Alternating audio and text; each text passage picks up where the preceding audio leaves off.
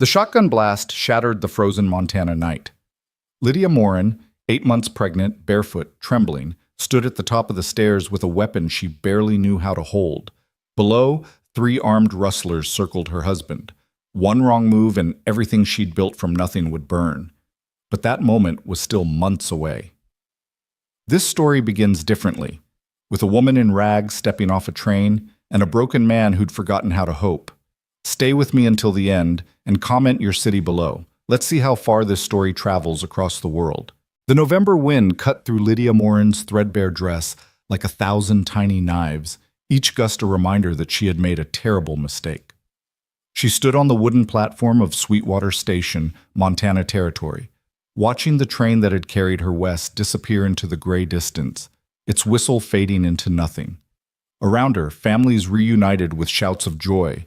Men in fine coats helped ladies in finer dresses into waiting carriages. Children ran in circles, their laughter bright against the cold afternoon.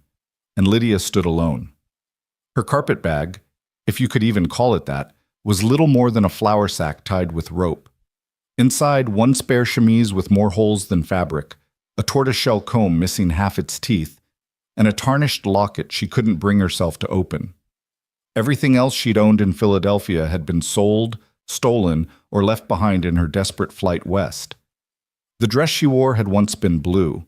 Now it was the color of ash and exhaustion, patched so many times the original fabric was barely visible. Her boots, men's boots, too large, found in an alley, were tied with strips of cloth to keep them from falling off her feet. She was 26 years old, and she looked like a ghost. "Ma'am?" Lydia turned to find the station master, a portly man with kind eyes and a magnificent mustache, studying her with concern. "Ma'am, do you have someone meeting you?" She opened her mouth, but her throat was too dry. She'd had nothing to eat or drink since yesterday morning, when a preacher's wife in Billings had taken pity on her and offered bread.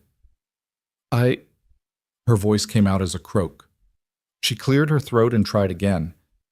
"I'm here about the position." "Position?" The station master frowned. "What position would that be?" The advertisement." Lydia fumbled in her pocket and pulled out a crumpled newspaper clipping, the paper soft from being folded and unfolded 100 times. "Housekeeper wanted, room and board provided. Montana Territory." The station master took the clipping, squinted at it, then his face fell. "Oh dear, ma'am, this advertisement is nearly 6 months old. I'm afraid that position was filled long ago." The world tilted.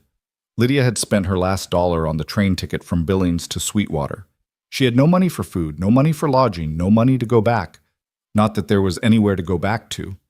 Philadelphia meant David's debts, David's creditors, David's fury, David's fists. She'd escaped one prison only to find herself in another. "I see."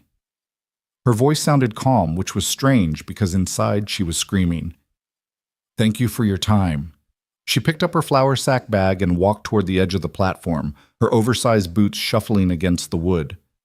The main street of Sweetwater stretched before her, a muddy ribbon lined with false-fronted buildings, a general store, a saloon, a church with a white steeple, and beyond that, nothing but endless prairie and mountains that looked like they could swallow a person whole. Behind her, she heard the station master talking to someone in low, urgent tones. "Just arrived. Looks half-starved. Nowhere to go." Lydia kept walking. Pride was a luxury she could no longer afford, but she had just enough left to keep her spine straight and her head up as she descended the platform steps. The street was a river of mud from recent rain. Her first step sank to her ankle. She pulled her foot free with a sucking sound, and someone laughed, a harsh female laugh that made Lydia's cheeks burn. "Lord have mercy, Tom. Look at that." "Hush, Miriam, that's unkind." "I'm just saying what we're all thinking. She looks like something the cat dragged in and the dog wouldn't eat." More laughter. Lydia fixed her eyes forward and kept walking. She'd heard worse in Philadelphia. Words couldn't hurt you if you didn't let them in. She made it to the general store before her vision started to darken at the edges.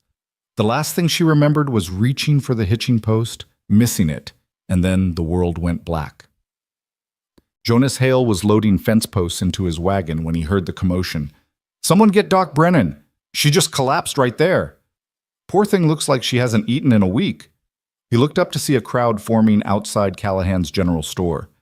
Against his better judgment, he had a ranch to run, cattle to feed, and a nephew waiting at home. Jonas tied off the last fence post and walked toward the crowd. People parted when they saw him coming.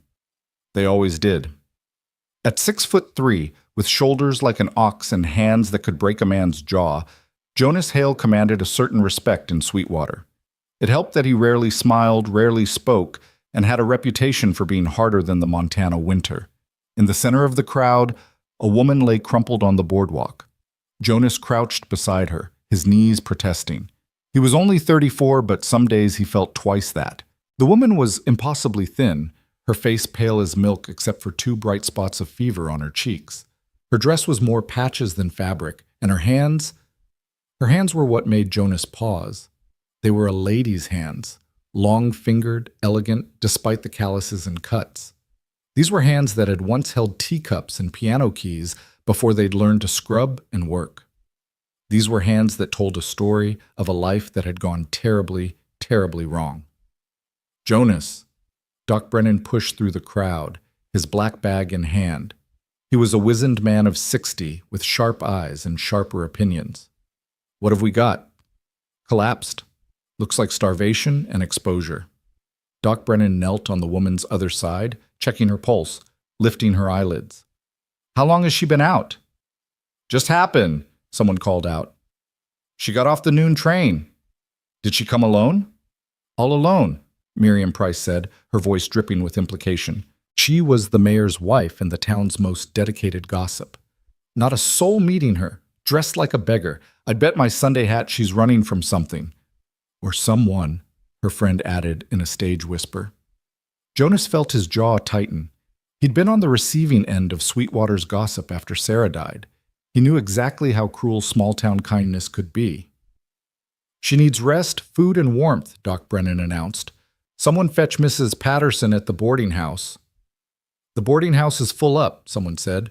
"Cattle buyers in town for the auction." "Well, she can't stay here in the street." An uncomfortable silence fell. Jonas watched as people found sudden interest in their boots, the sky, anywhere but the woman lying unconscious on the boardwalk. "I'll take her." The words were out before Jonas could stop them. Every head swiveled toward him. "You?" Miriam Price's eyebrows shot up so high they nearly disappeared into her bonnet. "Jonas Hale, you can't possibly, Doc, can she be moved?" Doc Brennan studied him for a long moment, then nodded slowly. "Gently.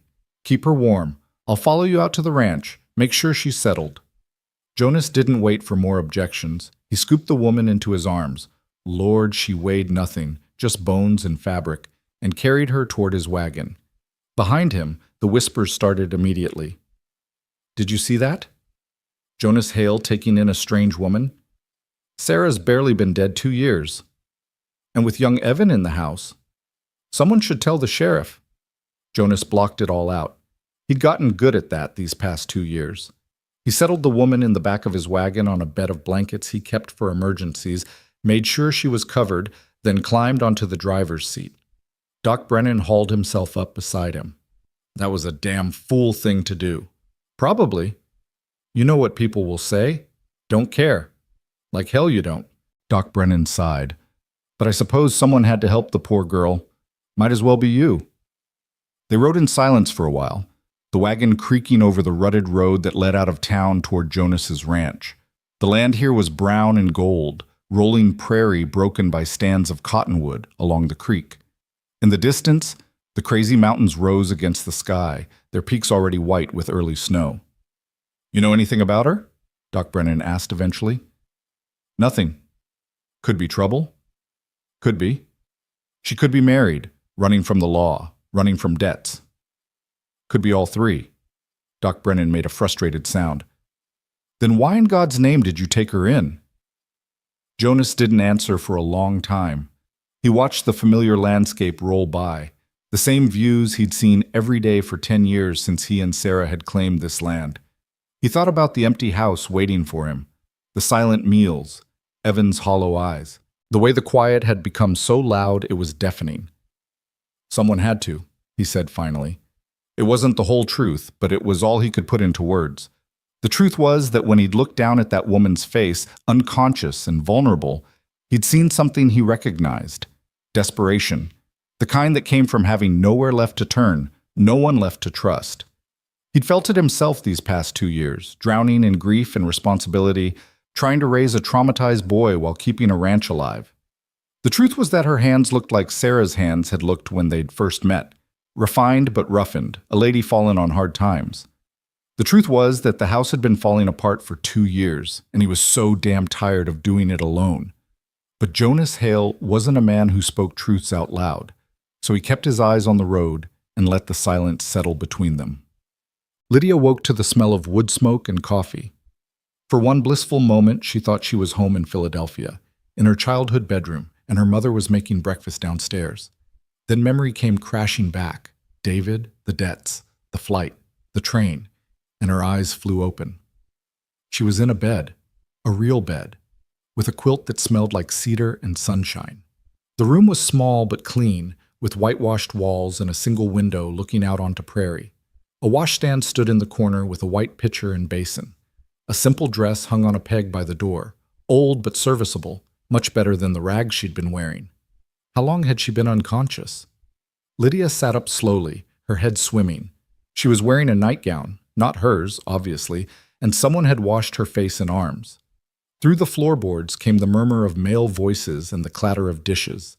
She stood on shaking legs and made her way to the window. The view took her breath away. She was on a ranch, that much was clear. A barn stood 50 yards from the house, red paint fading to pink. Beyond that, corrals and pastures stretched toward distant mountains. Cattle dotted the landscape like scattered stones. And above it all, a sky so big and blue it hurt to look at. "You're awake." Lydia spun around, her heart hammering. A man stood in the doorway, the biggest man she'd ever seen. Well over 6 feet, with shoulders that filled the doorframe and hands that looked like they could snap her in half. He had dark hair going gray at the temples, a face carved from granite, and eyes that were a startling shade of blue. Those eyes studied her with an intensity that made her want to hide. Her voice came out as a whisper. "Where am I?" "My ranch, 10 miles outside Sweetwater." His voice was deep and rough, like gravel in a barrel. "You collapsed in town. Doc Brennan said you needed rest and food, so I brought you here." "You..." Lydia's mind struggled to process this. "Why?" "Seemed like you needed help. But you don't know me. I could be anyone. I could be... trouble?" A ghost of something, maybe humor, maybe bitterness, crossed his face.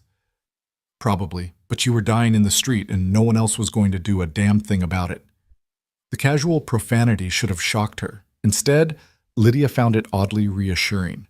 This was a man who said what he meant. "I don't have money," she said quietly. "I can't pay you for..." "Didn't ask for money." "Then what?" "Come downstairs when you're ready. We'll talk." He turned to leave, then paused. "The dress is for you. Belonged to my wife. She's gone now, so..." He didn't finish the sentence, just walked away, his boots heavy on the wooden stairs. Lydia stood frozen for a long moment. His wife's dress. His wife's bed, probably. His wife's room. Where was she? And why had this stranger brought Lydia into his home? 20 minutes later, Lydia descended the stairs wearing the borrowed dress. It was too short. The previous owner had been taller, but it was clean and whole and warmer than anything she'd worn in months. She'd used the pitcher and basin to wash as best she could and had tried to do something with her hair, but it was a lost cause. 2 years of poor nutrition and stress had thinned it terribly. The kitchen was bigger than she'd expected, with a cook stove, a large table, and windows that let in floods of morning light. The man who'd brought her here stood at the stove, flipping pancakes with surprising dexterity for someone with such large hands. At the table sat a boy. He was small, maybe 7 or 8, with dark hair and eyes that were too old for his face. He stared at Lydia with an expression that was neither friendly nor hostile, just blank, as if he'd learned not to feel anything at all. "Sit," the man said, not looking up from the stove. Lydia sat. A moment later, a plate appeared in front of her, 3 pancakes, butter, and a dark syrup that smelled like heaven. Then a cup of coffee, hot and strong. Eat! Lydia's hands trembled as she picked up her fork. She wanted to devour the food, to stuff it in her mouth as fast as she could, but years of her mother's etiquette training held firm. She cut a small piece, brought it to her mouth, and nearly wept at the taste. The man sat down across from her with his own plate. The boy still hadn't touched his food, just watched her with those unsettling eyes. "My name is Jonas Hale," the man said. "This is my nephew, Evan. His parents, my brother and sister-in-law, died in a house fire last year. He lives with me now." "I'm sorry," Lydia whispered, looking at the boy. Evan's expression didn't change. "He doesn't talk much anymore," Jonas continued. "Doc says it's the shock. Says he might come out of it, might not." He took a bite of pancake, chewed, swallowed. "So, your turn. Who are you, and what brought you to Montana with nothing but rags and a flour sack?" Lydia set down her fork carefully. "My name is Lydia Morin. I came from Philadelphia. I saw an advertisement for a housekeeper position, and She faltered. "You ran," Jonas said flatly. "From what?" "My husband." The words felt like broken glass in her throat. He was violent, and when he died, I discovered he'd left me with nothing but debts. His creditors wanted to put me in a workhouse, so I left." Jonas studied her for a long moment. "Your husband's dead?" "Yes." "You got papers proving it?" "No, I left too quickly." "So legally, you might still be married?" "Legally, yes. In reality, I'm a widow." Jonas nodded slowly, as if filing this information away.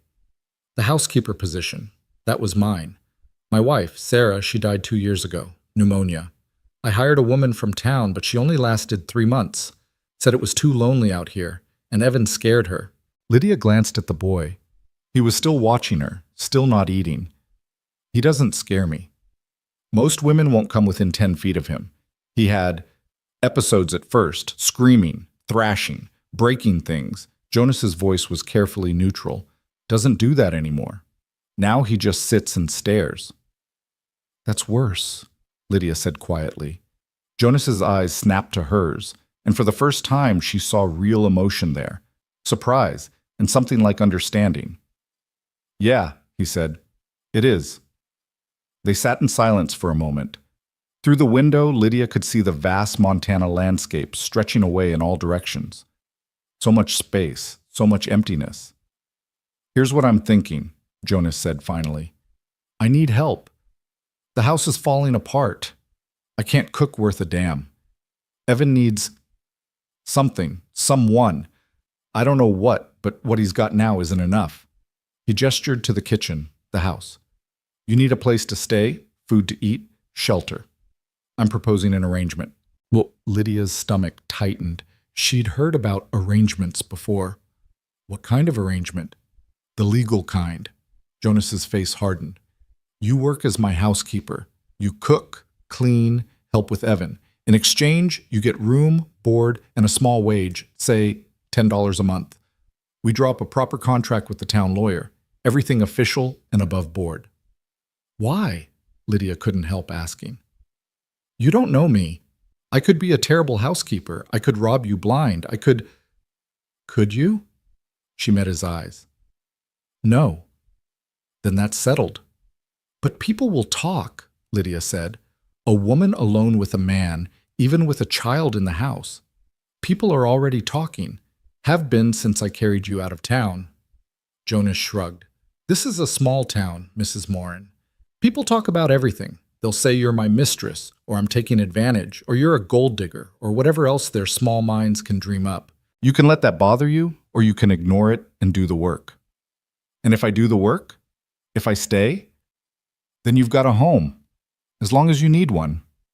Lydia looked around the kitchen, the dirty dishes piled in the wash basin, the floor that needed sweeping, the curtains that were more dust than fabric. She thought about the alternative, the workhouse in Philadelphia, or worse, the streets. She thought about the way this huge, gruff man had scooped her up without hesitation, had brought her to his home, had fed her without asking for anything in return. She thought about the boy with the empty eyes who needed someone to see him. "I'll stay," she said. "But I want it in writing. A proper contract, like you said. I won't be beholden to anyone ever again." For the first time, Jonas Hale almost smiled. "Fair enough." He stood, gathered the plates, Evan still hadn't touched his, and carried them to the wash basin. "You can start tomorrow. Today, you rest. Doc Brennan said you need at least 3 days before you should do any real work." "I can start now." "You'll start tomorrow." His tone left no room for argument. "There's a spare room upstairs, second door on the left. That's yours now. We'll go into town on Saturday, get you some proper clothes and supplies. Until then, you rest and eat. You're no good to me if you collapse again." It wasn't kind exactly, but it wasn't cruel either. It was practical, straightforward. Lydia found that she appreciated it more than any amount of false sympathy. "All right," she said. "Thank you, Mr. Hale." "Jonas," he corrected. "If you're going to live here, we might as well use first names." "Then call me Lydia." He nodded once, then turned to the boy. "Evan, show Lydia where the linens are kept. She'll need to know where everything is." For a moment, Lydia thought the boy wouldn't respond. Then slowly he stood and walked toward the stairs. He didn't look at her, didn't speak, but he paused at the bottom step and waited. It was enough. Lydia followed him up the stairs, her heart beating hard against her ribs. She had no idea if she was making the best decision of her life or the worst. But for the first time in 2 years, she had a roof over her head, food in her stomach, and something resembling hope. That would have to be enough. The first week passed in a blur of work and exhaustion. True to his word, Jonas gave Lydia 3 days to rest. On the 4th day, she woke before dawn and got to work. The house was in worse shape than she'd thought. Dust lay thick on every surface. The windows were so dirty she could barely see through them. The stove needed a thorough cleaning. The floors were covered in tracked-in mud, and worse. And the smell, a combination of old grease, unwashed men, and general neglect, was nearly overwhelming. Lydia rolled up her sleeves and began. By noon, she'd cleaned the kitchen from top to bottom, baked bread, and started a stew for dinner. By evening, she'd scrubbed the floors and washed the windows.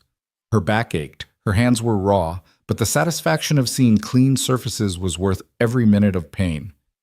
Jonas came in for dinner, looked around the transformed kitchen, and grunted. "Looks good." It was the closest to praise she'd get, Lydia suspected, but she found herself smiling anyway. Evan remained a shadow.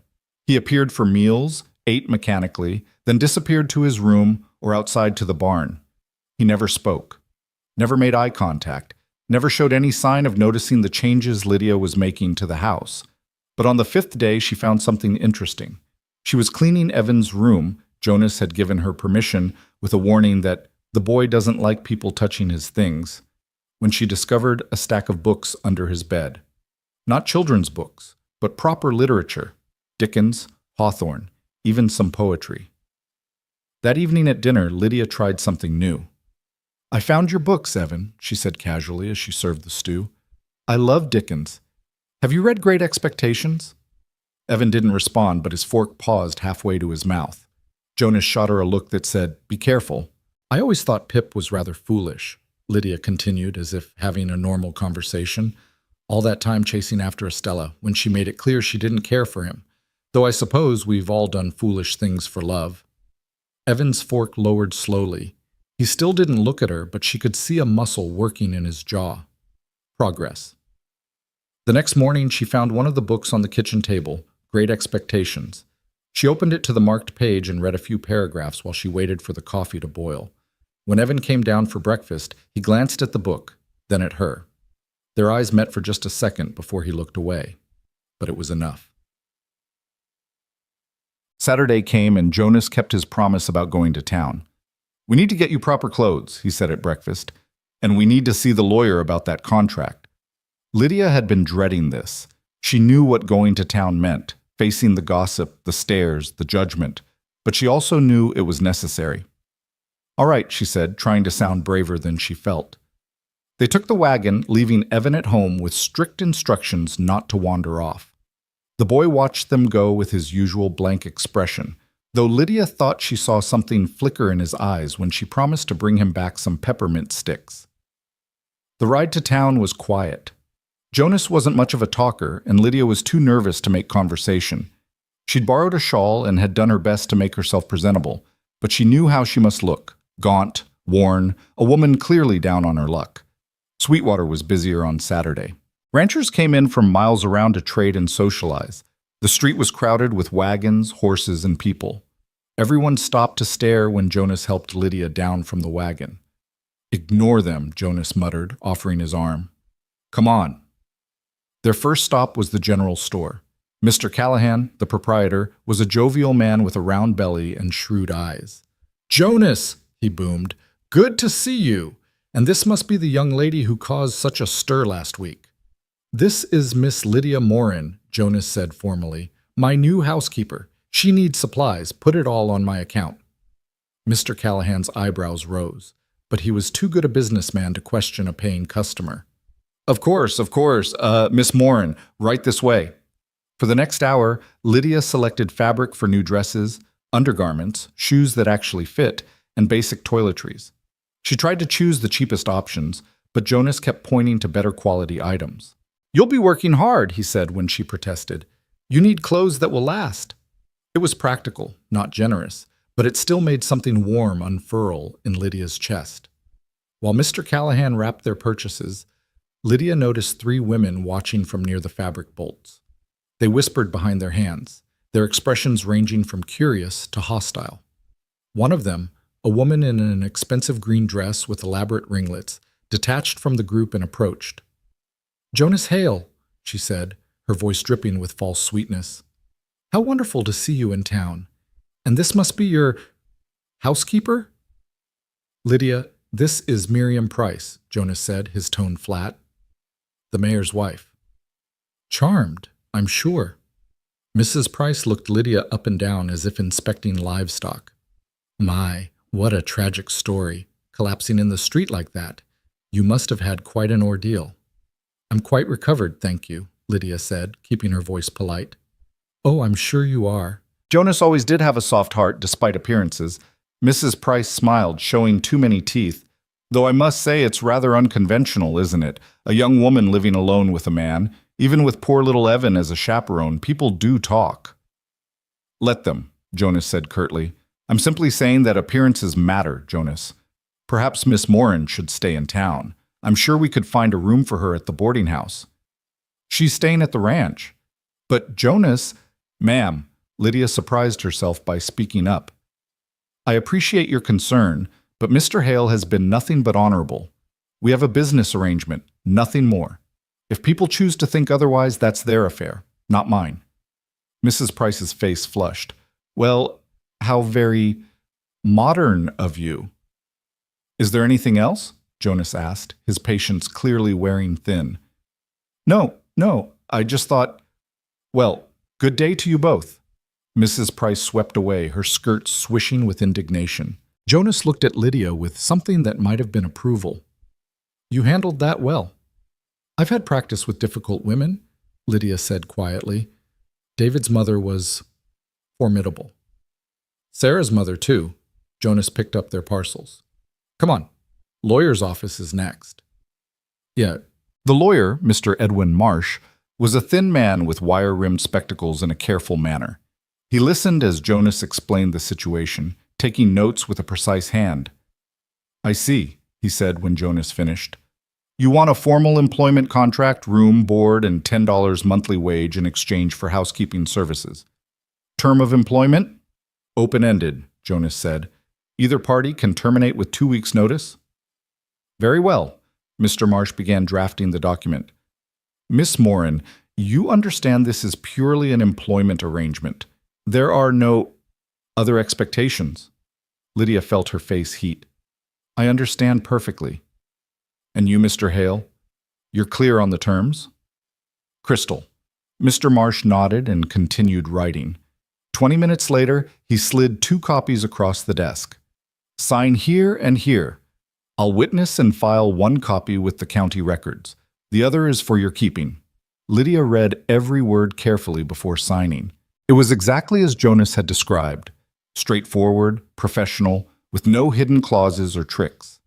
When she signed her name, her hand was steady. Jonas signed his copy, and Mr. Marsh added his witness signature with a flourish. "There," the lawyer said, "all legal and proper. Miss Morin, I hope you find happiness at the Hale Ranch." "Thank you," Lydia said, folding her copy of the contract carefully. Outside, Jonas loaded their purchases into the wagon while Lydia waited on the boardwalk. She noticed people still watching, still whispering. Mrs. Price stood with her friends outside the milliner's shop, talking animatedly. "Ignore them," Jonas said again, helping her into the wagon. "I'm trying. It'll die down eventually. Some other scandal will come along and they'll forget all about us." "You don't believe that?" Jonas gathered the reins, his face grim. "No, but it's nice to pretend." They stopped at the dry goods store for the peppermint sticks Lydia had promised Evan. Jonas also purchased coffee, sugar, flour, and other staples without asking Lydia what she needed. He seemed to have a good sense of what the kitchen required. As they headed out of town, Lydia found herself looking back at Sweetwater. It wasn't a large town, maybe 100 families at most, but it had everything necessary for survival: shops, a church, a school, a doctor, and so many watching eyes. "You get used to it," Jonas said, as if reading her thoughts. "Do you?" "Eventually you stop caring, or at least you pretend to." He glanced at her. "You did good today, standing up to Miriam Price like that. Most people are too intimidated." "I'm not most people. I'm starting to see that." They rode in comfortable silence for a while. The afternoon sun was warm, and the prairies stretched away on all sides, golden and peaceful. Lydia found herself relaxing for the first time in days. "Can I ask you something?" she said eventually. "Depends on the question. Why did you really help me? You could have left me in town, let someone else deal with it. Why did you take me to your ranch?" Jonas was quiet for so long that Lydia thought he wouldn't answer. Then, "I told you, someone had to." "That's not the whole truth." He shot her a sharp look, then sighed. "No, it's not." He stared at the road ahead. "When Sarah died, I stopped living. Just went through the motions. Then Evan came, and he was so broken, and I didn't know how to help him. We were both drowning, just in different ways." He paused. "When I saw you on that platform, looking like death warmed over but still standing, I saw myself. I saw Evan, people who'd been knocked down so hard they forgot how to get back up. And I thought, maybe if I help you, maybe it'll remind me that people can be helped, that it's not too late." Lydia's throat tightened. "Is it? Too late?" "Don't know yet." Jonas looked at her, his blue eyes intense. "But I figure we've got as good a chance as any." The ranch came into view over the next rise. The barn, the house, the corrals. It looked small and lonely against the vast landscape, but to Lydia, it looked like hope. "Thank you," she said quietly, "for the chance." Jonas just nodded and urged the horses faster toward home. That night, after dinner, Lydia did something she'd been planning all week. She'd noticed that Evan always sat in the same spot by the fireplace, staring into the flames without really seeing them. She'd also noticed the way his eyes lingered on the book she'd been reading. So after the dishes were done and Jonas had gone out to check on the horses, Lydia settled into the chair opposite Evan, opened Great Expectations to the first page, and began to read aloud. Evan's head jerked up, his eyes wide.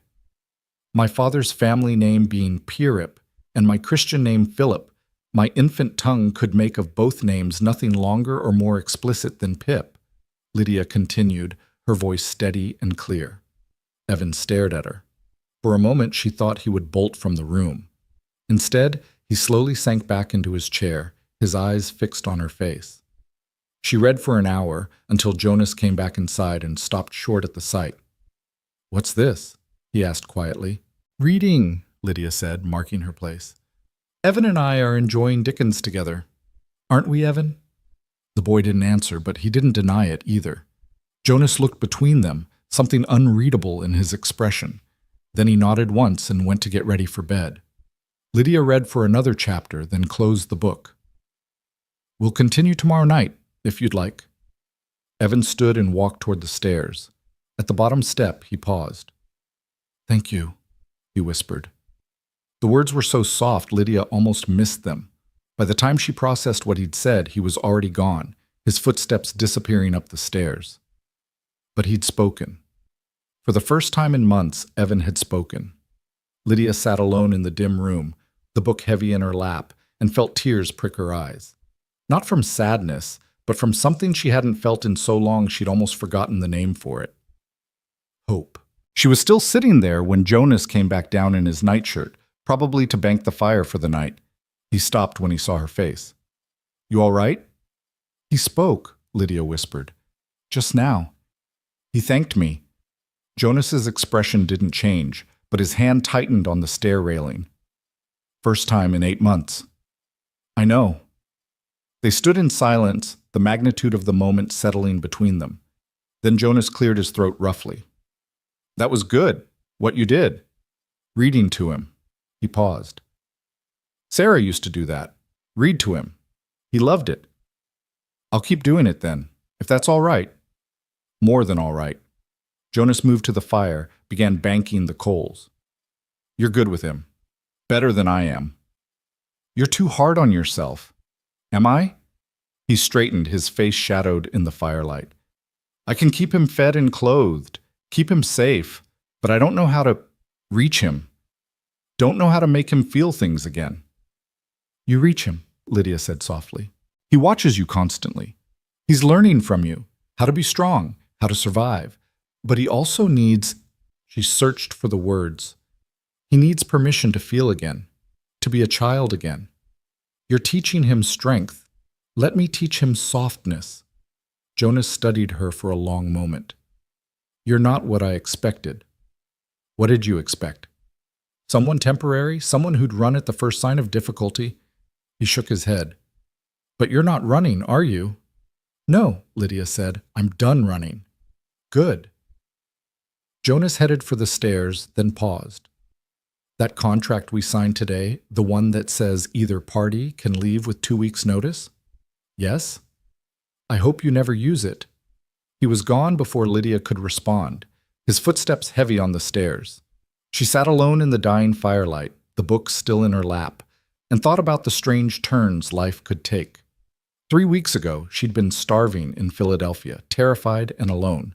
Now she was in Montana, in a ranch house that was slowly becoming a home, with a broken man and a traumatized boy who were slowly becoming something like family. It wasn't what she'd imagined when she'd fled Philadelphia. It wasn't what she'd hoped for when she'd bought that train ticket. It was better. Lydia carried the book upstairs to her room, the one that had belonged to Jonas's wife. She'd been nervous about sleeping here at first, worried she was intruding on sacred space, but gradually she'd come to understand that Sarah was gone, and this was just a room that needed someone to live in it, to breathe life back into it. She changed into her nightgown and climbed into bed, pulling the cedar-scented quilt up to her chin. Through the window she could see 1,000,000 stars scattered across the black sky. Tomorrow she would wake early and make breakfast. She would continue cleaning and organizing. She would read to Evan again. She would learn the rhythms of ranch life, the patterns of this strange new household. Tomorrow she would take another step away from the woman she'd been and toward the woman she was becoming. But tonight, for the first time in longer than she could remember, Lydia Morin fell asleep feeling safe. The weeks that followed became a rhythm Lydia had never known she craved, the kind of rhythm that came from honest work, clean air, and the simple satisfaction of watching something broken slowly mend. She woke before dawn each morning, lit the stove, and had coffee brewing by the time Jonas came down from his room. He'd nod his thanks, pour himself a cup, and head out to the barn while she started breakfast. Evan would appear like a ghost, silent but present, and the three of them would eat together as the sun painted the prairie gold. Then Jonas would disappear into his day, mending fences, checking cattle, chopping wood for winter, and Lydia would begin hers. She attacked the neglected house with a ferocity that surprised even herself, scrubbing years of bachelor grime from every corner. She washed curtains that fell apart in her hands, so she sewed new ones from flour sacks. She discovered a vegetable garden buried under weeds and spent an entire day resurrecting it, salvaging the last of the season's carrots and potatoes. The house slowly transformed. Windows gleamed, floors shone. The smell of baking bread replaced the stale odor of defeat. And every evening, after dinner, Lydia would settle by the fire with a book and read aloud while Evan listened with an intensity that bordered on desperation. He still didn't speak much, a word here, a whisper there, but his silences had changed. They were no longer the empty silences of shock, but the thoughtful silences of a boy learning to feel again. And Jonas watched it all with those careful blue eyes, saying nothing.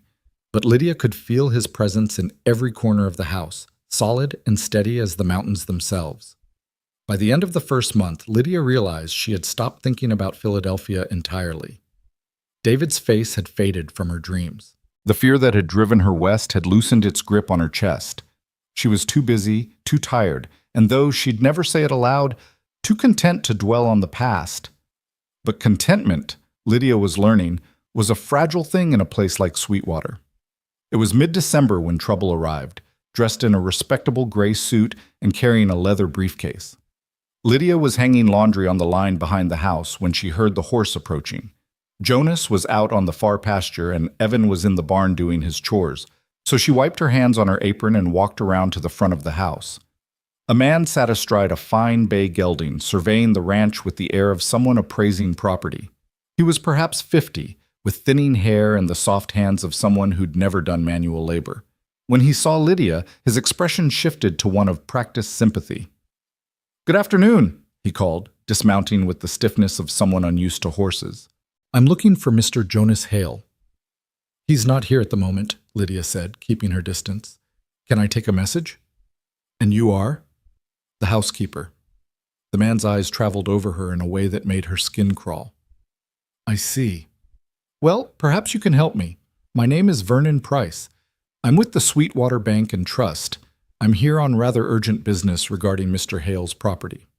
Lydia's stomach dropped. "What kind of business?" "The financial kind, I'm afraid."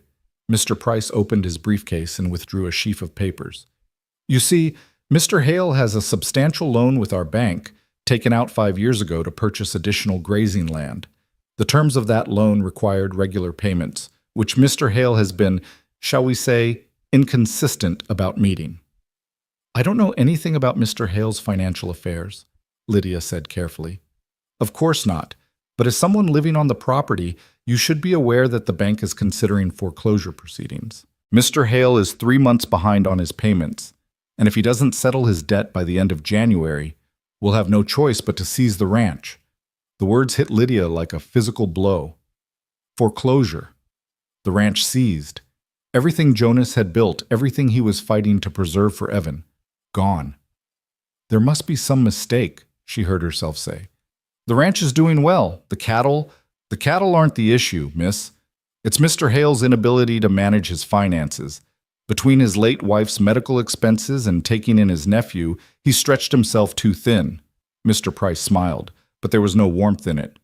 "Of course, if he could come up with, say, $300 by month's end, we could work something out."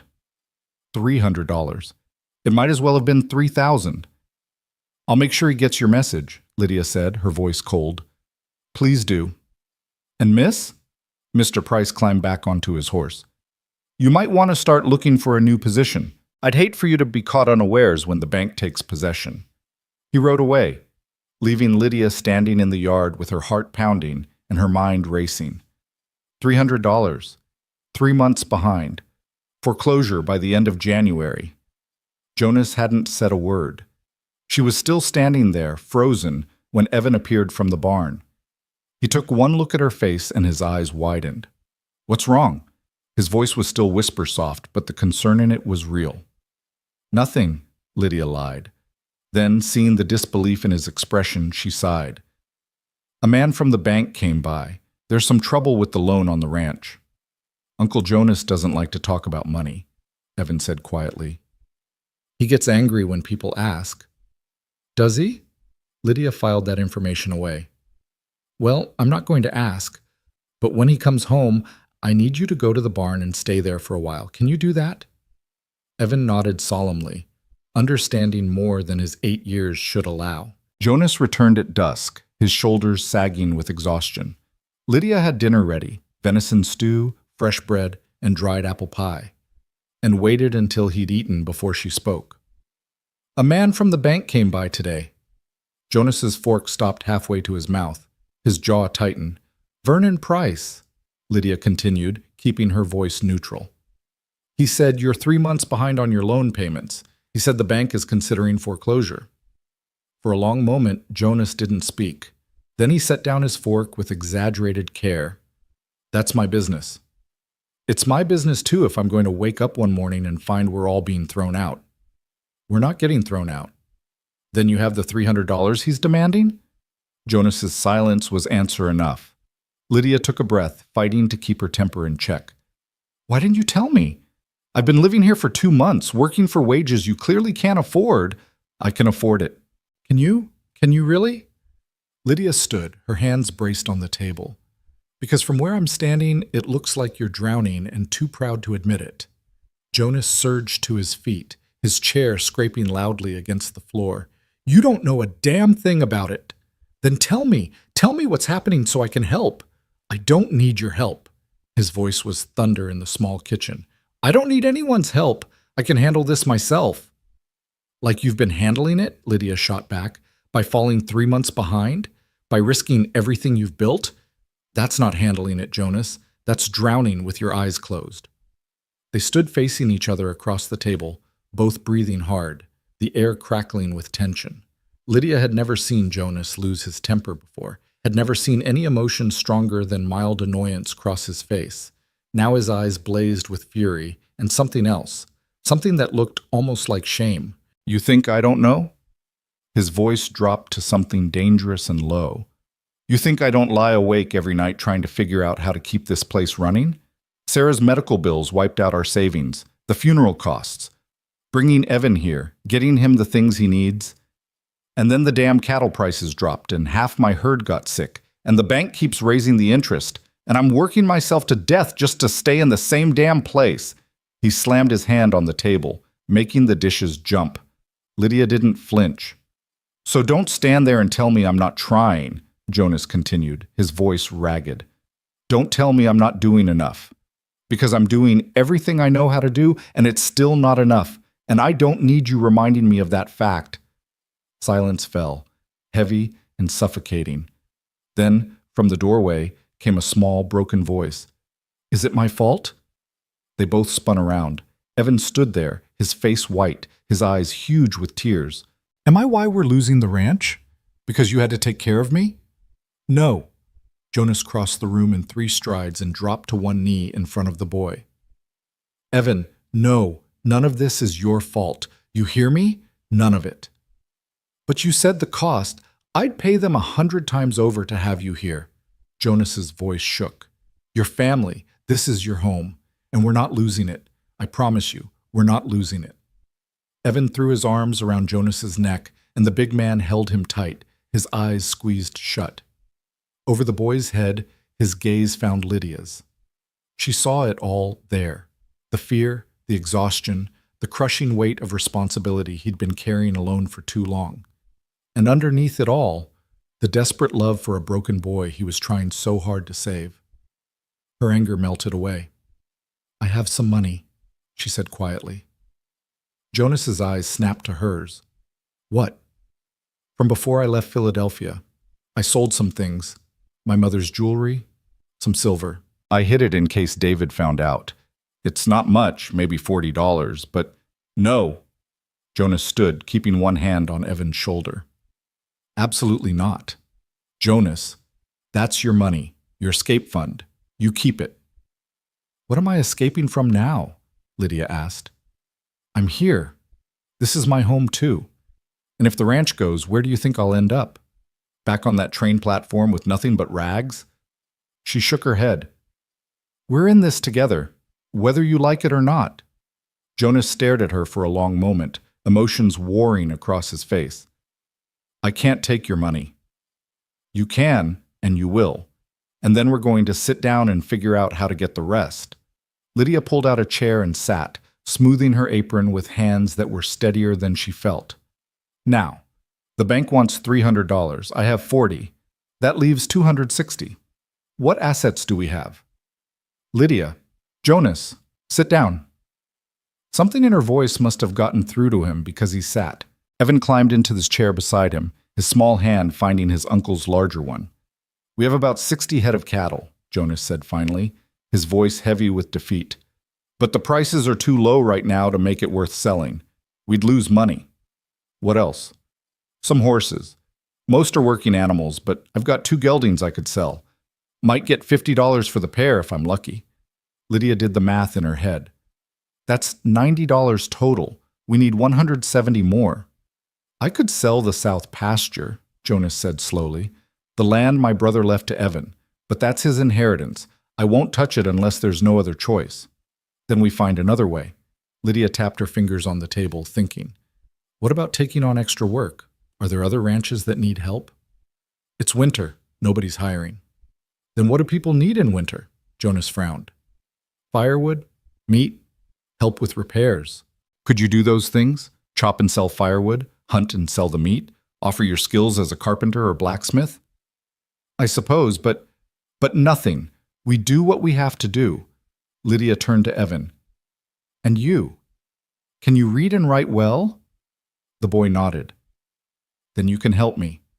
I'm going to start taking in laundry and mending from town. You'll help me keep track of what belongs to who." She looked back at Jonas. "Between your $40 from the horses, my 40, and whatever we can earn in the next 6 weeks, we'll get that money." "Lydia, you don't have to—" "Yes, I do." She met his eyes steadily. "You took me in when no one else would. You gave me a home when I had nothing. Did you really think I'd just stand by and watch you lose everything?" Jonas's throat worked. "This isn't your fight. It became my fight the moment you signed that contract. We're a household now. We rise together or we fall together." She reached across the table and laid her hand over his. "Let me help, Jonas. Let me pay back what you've given me." For a moment she thought he'd refuse. Jonas Hale was a proud man, and accepting help went against every instinct he had. But then his hand turned under hers, his calloused palm pressing against hers, warm and solid. "All right," he said quietly. "We do this together." Evan looked between them, hope dawning on his face for the first time since the banker had delivered his terrible news. "We can really save the ranch?" "We can try," Jonas said. "That's all anyone can do." That night, long after Evan had gone to bed and Jonas had returned from his final check of the animals, Lydia sat by the fire and made lists. Income, expenses, what they could earn, what they needed. The numbers were daunting, but not impossible. She was so focused on her calculations that she didn't hear Jonas come back downstairs until he cleared his throat. "Thought you'd be asleep by now," he said. "Too much to plan." Lydia set down her pencil. "I was thinking if I start the laundry business, I'll need to let people in town know. Maybe put up notices at the general store and the church." "They'll talk," Jonas warned. "Say you're taking work away from other women." "Let them talk. We need the money more than I need their approval." She paused. "Unless it bothers you, the gossip." "I stopped caring what people think a long time ago." Jonas settled into the chair across from her, the firelight casting shadows across his face. "But I worry about you, about what they'll say, about how they'll treat you. I've survived worse than small-town gossip. Have you?" His eyes were too knowing. "You don't talk much about Philadelphia, about what you left behind." Lydia's hands tightened on her pencil. "There's nothing to talk about. Your husband, David, you said he was violent. I don't want to discuss this. Did he hurt you badly?" The question hung in the air between them, heavy with implications. Lydia wanted to deflect, to change the subject, but something in Jonas's expression stopped her. He wasn't asking out of morbid curiosity. He was asking because he understood what it meant to carry scars no one else could see. "Yes," she said quietly. "He hurt me badly. And when he died, fell down the stairs during one of his drunken rages, I felt nothing but relief. Does that make me a terrible person?" "No." Jonas's voice was firm. "It makes you human." "The church would disagree. The church hasn't lived your life." He leaned forward, his elbows on his knees. "When Sarah died, everyone expected me to be devastated, and I was, but not in the way they thought. I was devastated because she'd suffered so much at the end, because I couldn't fix it, couldn't make it better. But I was also, he paused, searching for words, relieved, because her pain was over, because I didn't have to watch her waste away anymore. And I hated myself for feeling that way. It wasn't wrong to feel relief, Lydia said softly. Wasn't it? What kind of man feels relieved when his wife dies? The kind who loved her enough to want her suffering to end. Lydia set down her lists and met his eyes. We're allowed to feel more than one thing at a time, Jonas. Love and relief, grief and hope. It doesn't make us bad people. It makes us survivors. Jonas was quiet for a long moment, staring into the fire. Sarah would have liked you. Would she? She always said this house needed laughter, needed life. He looked at Lydia. You've brought both. Evan's reading again, smiling sometimes. And the house, he gestured vaguely. It feels like a home again. I'd forgotten what that felt like. Lydia's chest tightened. I'm just doing my job. No, you're doing more than that. Jonas stood, suddenly restless. When Vernon Price came here today, threatening to take everything, my first thought wasn't about losing the land or the house. It was about losing this. This thing we've built here, you, me, Evan, this family that somehow came together out of nothing. Jonas, I know what people in town say about us, he continued, his back to her. I know what they think. That you're my mistress. That I took advantage of a desperate woman. That this whole arrangement is improper. He turned to face her. Do you want to know the truth? Lydia's heart hammered in her chest. What truth? The truth is that every morning when I wake up, I'm grateful you're here. The truth is that I notice things. How you hum while you cook. How you tuck your hair behind your ear when you're concentrating. How you smile at Evan when you think no one's watching. The truth is that somewhere along the way, you stopped being just my housekeeper and became... He trailed off, shaking his head. Never mind. Forget I said anything. Became what? Lydia stood, her pulse racing. Jonas became what? Someone I can't imagine losing. The words came out rough, almost angry. Someone I look forward to seeing every damn day. Someone who makes this house feel less empty and my life feel less pointless. He ran a hand through his hair. And that scares the hell out of me because I swore after Sarah died that I'd never let anyone that close again. That I'd never risk that kind of pain again. Lydia's breath caught. I'm scared too. Are you? Terrified. She moved closer, drawn by something she couldn't name. I swore I'd never depend on anyone again. Never let anyone have power over me. Never trust a man again after what David did. She stopped a few feet away from him. But then you carried me out of that town without asking for anything in return. You gave me work and dignity and a place to belong, and every day you show me what a good man looks like, how patience looks, how quiet strength looks, and it terrifies me because I'm starting to... She swallowed hard. I'm starting to feel things I promised myself I'd never feel again. Jonas closed the distance between them in 2 strides. He stopped just close enough that she could feel the heat radiating from him, could smell the scent of wood smoke and leather that clung to his clothes. What things? His voice was barely above a whisper. Lydia looked up at him, this man who'd saved her life without knowing it, this man who was slowly saving her heart. Safe, she said. I feel safe with you, and that's more frightening than any danger I've ever faced. Jonas lifted his hand slowly, giving her time to pull away. When she didn't, he cupped her face with a gentleness that made her eyes sting.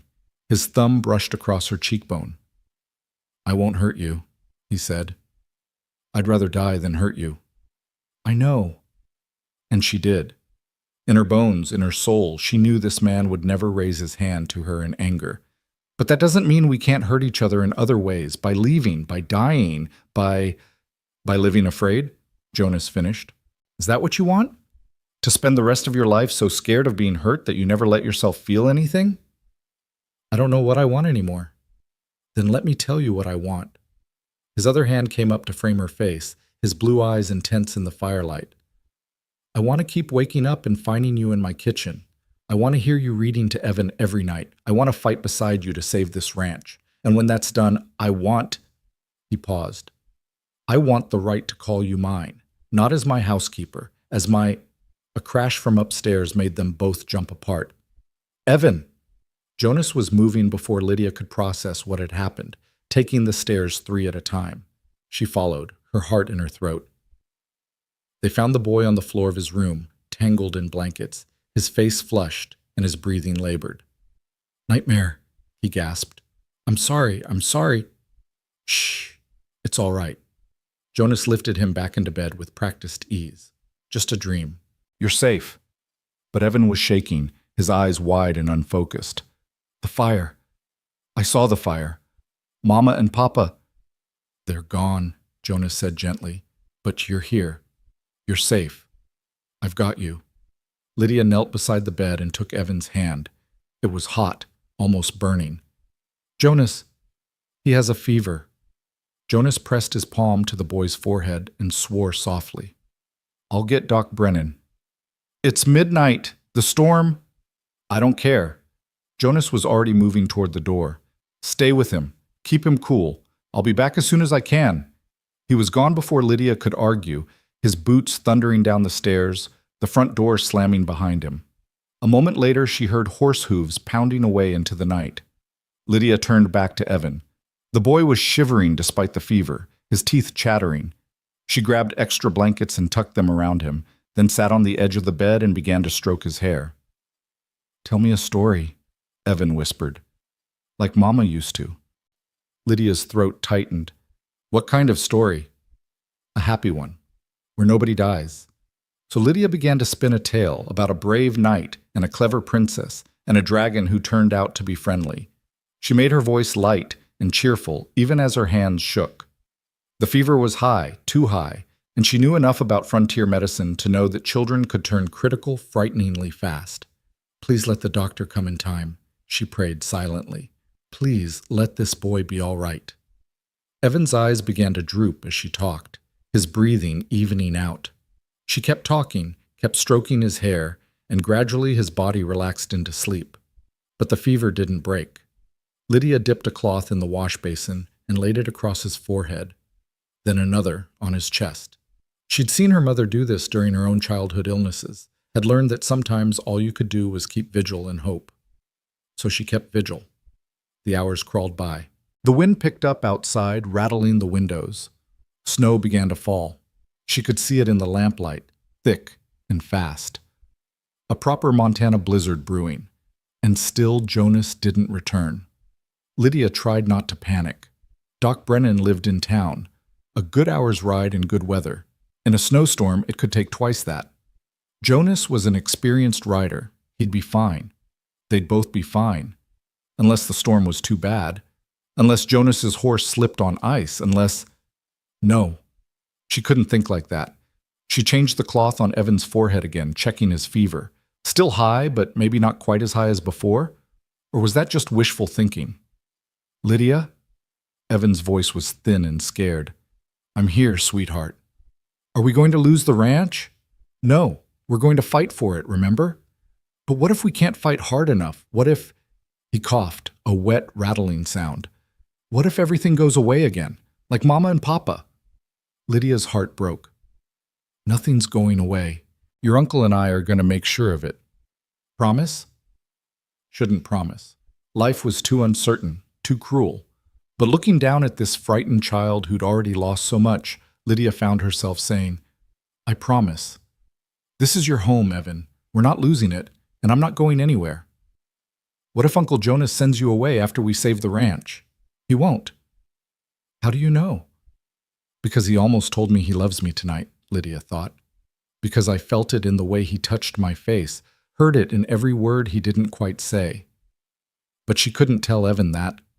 Not yet. Maybe not ever, if Jonas decided he'd said too much. "Because we're a family now," she said instead. And families stick together. Evan's hand found hers under the blankets and squeezed weakly. "I'm glad you came here, even if you did show up looking like a scarecrow." Lydia laughed despite herself. "A scarecrow?" "That's what Uncle Jonas said. He said you looked like a scarecrow that had been through a tornado, but you had brave eyes." Evan's own eyes began to close. He was right. You do have brave eyes. "So do you," Lydia whispered, But the boy was already asleep again. She sat through the long, dark hours, listening to the storm howl outside, praying for Jonas to return, for Evan's fever to break, for dawn to come. She thought about Philadelphia and how she'd fled with nothing. She thought about stepping off that train in Montana, so desperate and afraid. She thought about Jonas carrying her to his wagon without hesitation. She thought about how, somewhere along the way, she'd stopped running and started building. And she thought about what Jonas had almost said by the fire, the confession that hung unfinished between them like a bridge half built. Someone I can't imagine losing. The feeling was mutual. Dawn was breaking, pale and gray through the snow, when Lydia finally heard hoofbeats. She ran downstairs and threw open the door to find Jonas and Doc Brennan struggling through drifts already 3 feet deep. "He's upstairs," she said without preamble. High fever, cough, nightmares. Doc Brennan headed straight up while Jonas stomped snow off his boots. His face was haggard with exhaustion and worry. "The storm," Lydia said. "I was so worried. Had to wait it out at the Crowder place, halfway to town." Jonas pulled off his gloves with numb fingers. "How's Evan?" "The fever hasn't broken, but he's resting." They followed Doc Brennan upstairs. The old doctor was already examining Evan, listening to his chest, checking his glands. After a few minutes, he straightened with a sigh. "Influenza, most likely. He's young and strong. He should pull through, but the next few days are critical." He pulled out bottles from his bag. "This is for the fever, this for the cough. Keep him warm, push fluids, and whatever you do, don't let him get chilled." He looked at Lydia. "You know how to nurse a sick child." "I'll learn." "Good woman." Doc Brennan packed up his bag. "I'll check back in 2 days if the roads are passable. Send for me immediately if he gets worse." Jonas walked him down, and Lydia heard their voices rumbling below. Doc Brennan giving more instructions, Jonas thanking him. Then the front door opened and closed, and silence settled over the house. Jonas returned to find Lydia mixing the medicine into water. His eyes met hers over Evan's sleeping form, and she saw everything there that he hadn't said the night before. The fear, the hope, the desperate need to protect what was his. "I'll stay with him," she said quietly. "You need to rest." "So do you." "I'm not tired." It was a lie. She was exhausted, but she could see Jonas was running on fumes. "Get a few hours of sleep. I'll wake you if anything changes." For once, Jonas didn't argue. He squeezed her shoulder once, a brief touch that said everything, then trudged to his room. Lydia settled into the chair beside Evan's bed and prepared for a long vigil. Outside, the snow continued to fall, blanketing the ranch in white silence. Inside, the house creaked and settled, and somewhere a clock ticked away the seconds. The world had narrowed to this room, this boy, this moment. Everything else, the bank, the debt, the uncertain future, could wait. Right now, all that mattered was keeping Evan alive and safe until the fever broke. So Lydia did what she'd been doing since she arrived in Montana. She fought. She fought the fever with cold compresses and medicine. She fought Evan's fear with stories and soft songs. She fought her own exhaustion with coffee and willpower. And slowly, as the day wore on and the storm raged outside, the fever began to lose its grip. By evening, Evan was sleeping more peacefully, his breathing easier. By midnight, his forehead felt cool under Lydia's hand.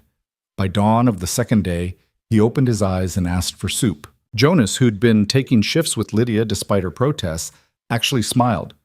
"That's my boy," he said, his voice rough with relief. "That's my brave boy." Lydia went downstairs to heat soup, her legs shaking with exhaustion and relief. 2 days of constant vigilance had taken their toll, but they'd won. Evan would be all right. She was stirring the pot when Jonas came down. He walked straight to her, turned her around, and pulled her into his arms. Lydia froze for half a second, then melted against him, her face pressed to his chest, his heartbeat steady under her ear. They stood like that for a long moment, not speaking, just holding on. "Thank you," Jonas finally said into her hair. "For keeping him alive. For not giving up." "I'd never give up on him." Lydia pulled back just enough to look up at Jonas. "Or on you." Jonas's hand came up to cup her face, just like he had 2 nights ago before Evan's nightmare interrupted them. "What I said before, I know. No, let me finish. His thumb traced her cheekbone. I want to court you properly. I want to give you the chance to say no, to walk away, to change your mind. But I also want you to know that when I look at you, I see my future. However long that future is, whatever it holds, I want you in it. Lydia's eyes stung with tears. Jonas, you don't have to answer now. Take your time. Think about it. I just needed you to know where I stand. Where I stand, Lydia said, rising on her toes, is right here. With you. With Evan. Fighting for this family and this ranch and this life we're building together. Jonas's eyes searched hers. You're sure? After everything you've been through? I'm sure. And she was. Terrifyingly, completely sure. I've spent 2 years running from the past. I'm done running. I want to stay here and build a future. With you.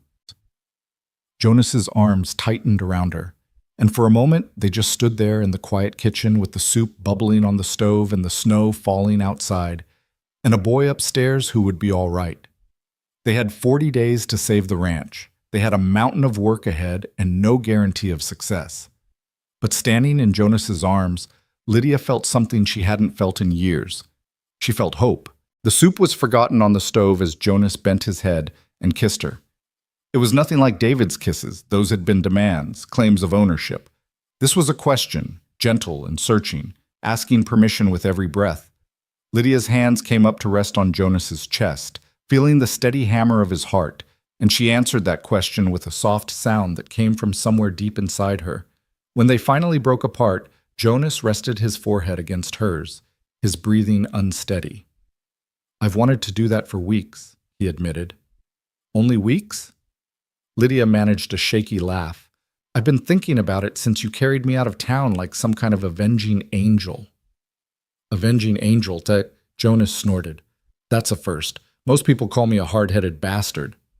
You're that too. Lydia pulled back, suddenly remembering where they were. The soup is probably burning, but neither of them moved to check it. Jonas kept his arms around her waist, as if afraid she might vanish if he let go. We should talk about this, about what it means. It means we have 40 days to save this ranch and figure out how to be... Lydia paused, searching for the right word.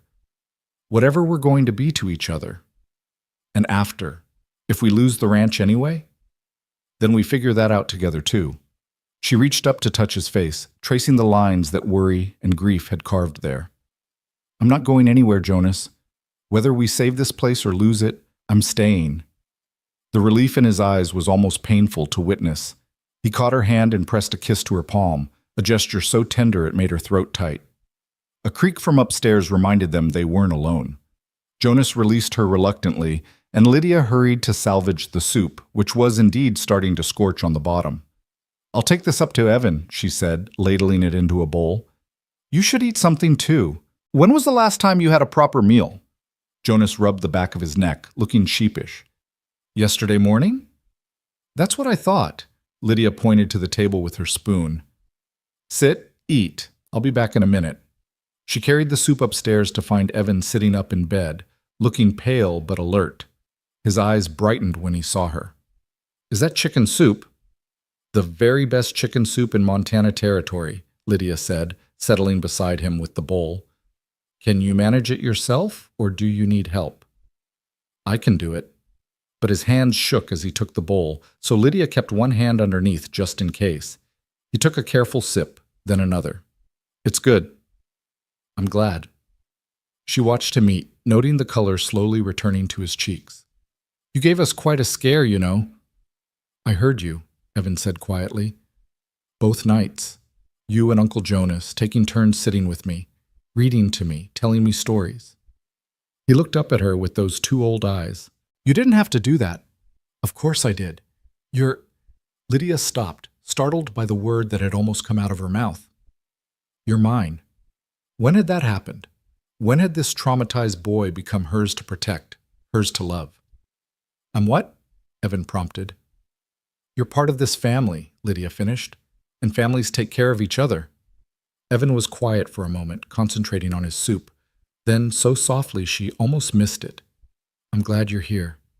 I'm glad Uncle Jonas found you. So am I. Lydia smoothed his hair back from his forehead. Now eat your soup and then rest. Doctor's orders. She was halfway to the door when Evan spoke again. Lydia, do you love him? She turned back, her heart skipping. What makes you ask that? I heard you talking, before I got sick, about fighting together and being scared, and he set down the bowl. Mama used to talk to Papa like that, when they thought I was asleep, all soft and careful, like words were precious things. Lydia came back and sat on the edge of the bed. How do you feel about that? If I did love him? Evan considered this seriously.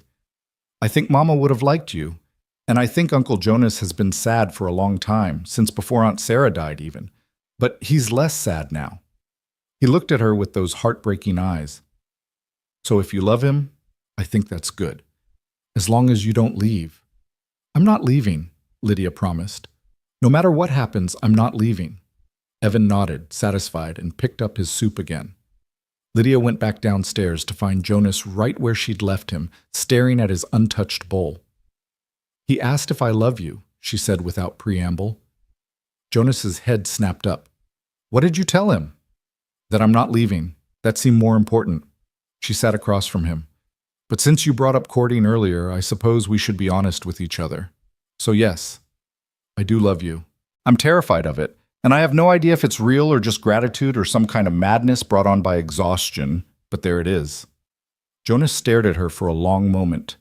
Then he pushed back from the table, came around to her side, and kissed her again, deeper this time, more certain, a promise sealed with lips and breath and the gentle scrape of his calloused hand against her neck.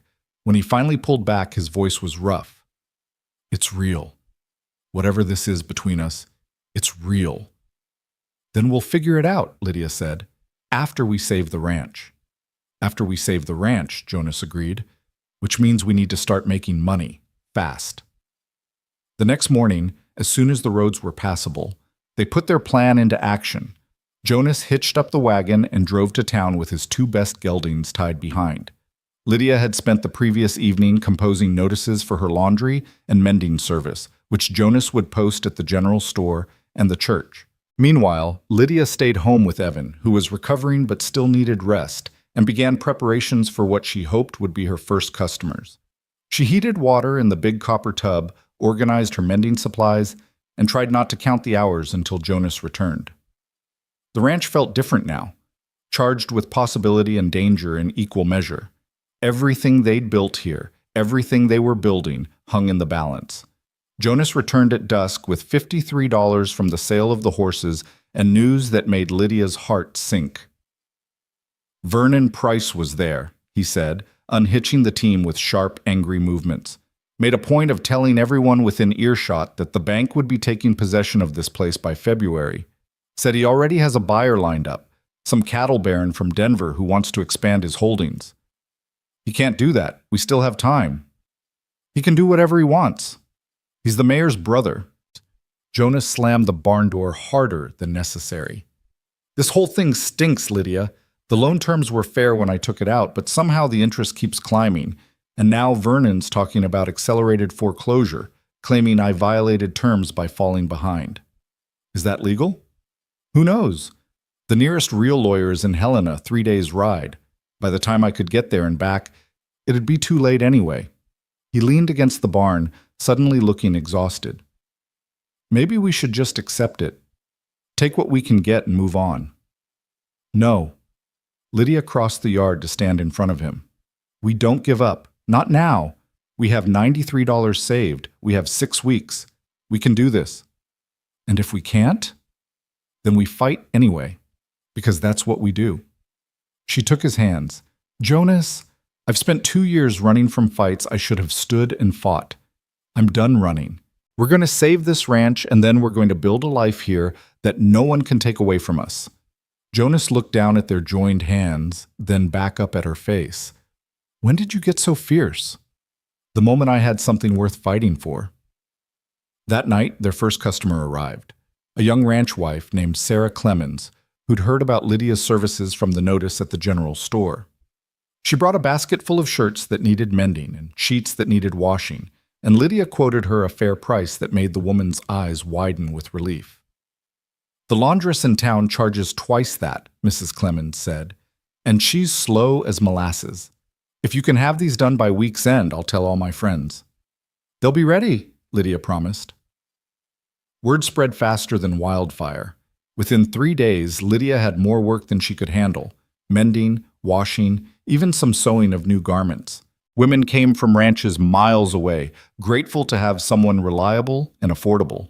Many of them had heard the gossip about Jonas and his housekeeper, but they cared more about clean laundry than scandal. Jonas, meanwhile, threw himself into every odd job he could find. He chopped and sold firewood, repaired fences for neighboring ranchers, helped with barn raisings and cattle drives. He left before dawn and came home after dark, his hands raw and his body aching, but with money in his pocket. Even Evan contributed. The boy, fully recovered from his illness, helped Lydia sort laundry and keep meticulous records of who owned what. His careful handwriting filled page after page of the ledger Lydia had started, tracking income and expenses with the precision of a born accountant. The days blurred together in a haze of work and worry. Lydia's hands became permanently wrinkled from washing water, her fingers pricked raw from endless mending. Jonas's exhaustion deepened, dark circles forming under his eyes. But every night they counted their earnings and watched the total slowly climb. $100, $120, $150. "We're going to make it," Evan said one evening, studying the ledger with satisfaction. "At this rate, we'll have the money by mid-January." "Don't count your chickens," Jonas warned, but even he looked hopeful. That hope lasted exactly 3 more days. Lydia was hanging laundry in the yard when she saw riders approaching, 3 men on horseback, moving with the casual confidence of people who own the world. She recognized Vernon Price immediately, his gray suit and self-satisfied smile unmistakable. The other 2 were strangers, but they had the look of hired muscle. Jonas appeared from the barn, his jaw tight. "What do you want, Price?" "Just checking on my investment," Vernon said pleasantly. "The bank's investment, I should say. Wanted to see how you're managing with only 3 weeks left until foreclosure." "We'll have your money." "Will you?" Vernon's smile widened. "That's not what I'm hearing. I hear you've been scrambling all over the county, taking odd jobs like a common laborer, and your housekeeper has turned this place into a commercial laundry." He said the word with distaste. "Quite a come-down for a respectable rancher." "There's no shame in honest work," Lydia said, stepping forward. Vernon's eyes slid to her, cold and assessing. "Ah, the famous Mrs. Morin. Or is it Miss? I've heard conflicting reports about whether you're actually a widow. My personal history is none of your concern. It is when you're living unwed with a man who owes my bank a substantial sum." Vernon dismounted, brushing dust from his suit. "You see, there are certain moral clauses in the loan agreement. Conduct unbecoming to the community, bringing disrepute upon the property, that sort of thing." Jonas went very still. "What are you saying?" "I'm saying that harboring a woman of questionable character could be grounds for immediate foreclosure, regardless of whether you manage to scrape together the money." Vernon pulled out the loan documents, flipping through them with theatrical precision. "Right here, Section 7, Subsection 3. The borrower agrees to maintain proper moral standards befitting a Christian community. That clause is about keeping brothels and saloons off the property," Jonas said through gritted teeth, "not about who works as my housekeeper. Interpretation is in the eye of the beholder, and as the bank's representative, my interpretation is that your living arrangement is inappropriate." Vernon folded the documents carefully. "Of course there is a solution." "Here it comes," Jonas muttered. "Sell to my buyer now, before foreclosure. He's offering a fair price, enough to cover your debt and leave you a bit extra to start over somewhere else." Papa Vernon's smile was all teeth. "Seems like a better option than losing everything and being branded a degenerate in the process." Lydia felt her fingernails dig into her palms. This man had planned this from the beginning, manufacturing reasons to take the ranch, destroying Jonas's reputation in the process. It was corruption wrapped in respectability, cruelty dressed up as business. "Get off my property," Jonas said, his voice dangerously quiet. "Now, Jonas, I said get off my property, and don't come back unless you have official foreclosure papers signed by a judge." Vernon's expression hardened. You're making a mistake. My buyer is a powerful man. He gets what he wants. One way or another, this ranch will be his. Then he can fight me for it. Jonas took a step forward, and something in his face made Vernon's hired men reach for their guns. But I promise you, it won't be easy. For a tense moment, violence hung in the air like smoke. Then Vernon laughed, a brittle sound. No need for theatrics. We'll settle this the legal way. He remounted his horse. Enjoy your last few weeks here, Jonas. And Mrs. Morin, I'd start packing if I were you. Women like you always land on their feet, or their backs. Jonas lunged, but Lydia caught his arm. He's not worth it. Vernon and his men rode away, their laughter carrying back across the prairie. Jonas stood rigid with fury, every muscle trembling. That bastard, he finally said. That scheming, corrupt bastard. He's trying to provoke you. Don't let him. Lydia released his arm carefully. What did he mean about his buyer getting what he wants? Who is this man? Probably Marcus Dalton. Owns half of Denver, wants to own the other half. Rumor is he's been buying up ranches all through Montana, consolidating land for some kind of cattle empire. Jonas ran a hand through his hair. If Dalton wants this place, he'll use every dirty trick in the book to get it, legal or otherwise. But then we use legal tricks too. We make that payment before the deadline, get everything properly documented, and dare him to take us to court. And the moral clause? Price wasn't making that up. It's in the contract. Lydia's mind raced. There was one solution, but it terrified her more than anything she'd faced since leaving Philadelphia. Still, desperate times called for desperate measures.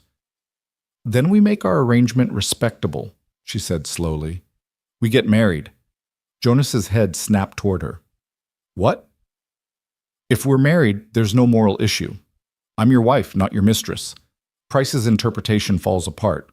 She forced herself to meet his eyes.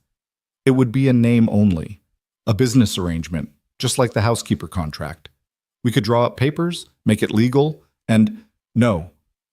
Jonas, it's the only way. No. He crossed to her in 3 strides and took her shoulders. If we're getting married, it's not going to be some business arrangement to satisfy a corrupt banker.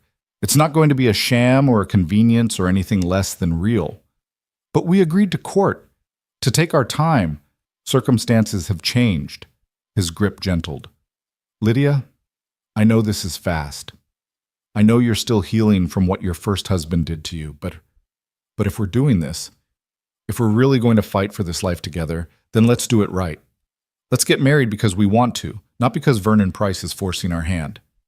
Lydia's heart pounded. You're asking me to marry you?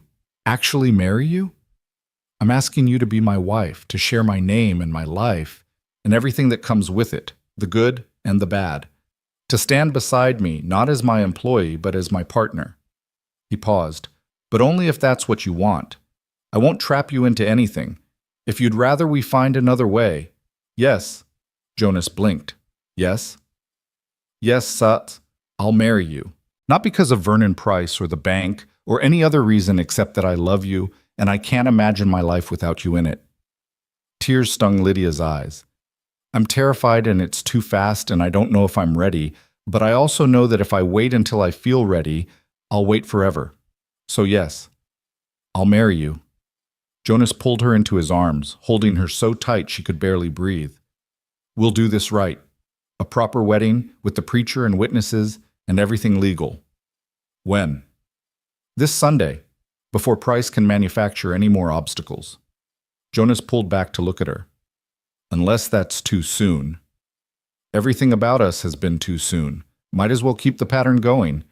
Lydia managed a watery laugh. Besides, we need to do this before I lose my nerve. A sound from the porch made them both turn. Evan stood there, his eyes wide, the ledger forgotten in his hands. You're getting married? His voice was small, uncertain. If that's all right with you, Jonas said. Lydia would be your aunt, part of the family officially. Evan looked between them, emotions flickering across his face too fast to name. Then he set down the ledger and walked over to Lydia. You promise you won't leave, even when things get hard? I promise. Even if we lose the ranch? Even then. Evan studied her face as if searching for lies. Whatever he saw there must have satisfied him because he suddenly threw his arms around her waist and buried his face against her stomach. "Okay," he said, his voice muffled. "You can marry him, but only if I can help with the wedding." Lydia's hands came up to hold him, her throat too tight for words. Over his head, her eyes met Jonas's, and she saw her own emotions reflected there, fear and hope and love all tangled together. They had 2 weeks to earn enough money to save the ranch. Now they had 3 days to plan a wedding. It should have been impossible. It should have been terrifying. Instead, Lydia felt something close to joy. The next 3 days were a whirlwind of activity that left no time for second thoughts or cold feet. Jonas rode to town that very afternoon and made arrangements with Reverend Samuel Hayes for a Sunday afternoon ceremony. The Reverend, a kind man in his 70s who'd known Jonas since he first came to Montana, asked no awkward questions, just smiled and said he'd be honored to officiate. Lydia, meanwhile, faced a more daunting task, finding something to wear. Her borrowed dress from Sarah was serviceable, but hardly appropriate for a wedding. She had no money for fabric, no time to sew anything elaborate. The solution came from an unexpected source. On Friday afternoon, a wagon pulled into the yard carrying Maggie Crowder, whose ranch lay 10 miles to the north. Maggie was a widow herself. Her husband had died 5 years back, leaving her to run their cattle operation alone. She was in her 40s, solid as an oak tree, with steel gray hair and eyes that missed nothing. "Heard you're getting hitched on Sunday," she said without preamble, climbing down from the wagon. "Also heard you don't have a proper dress."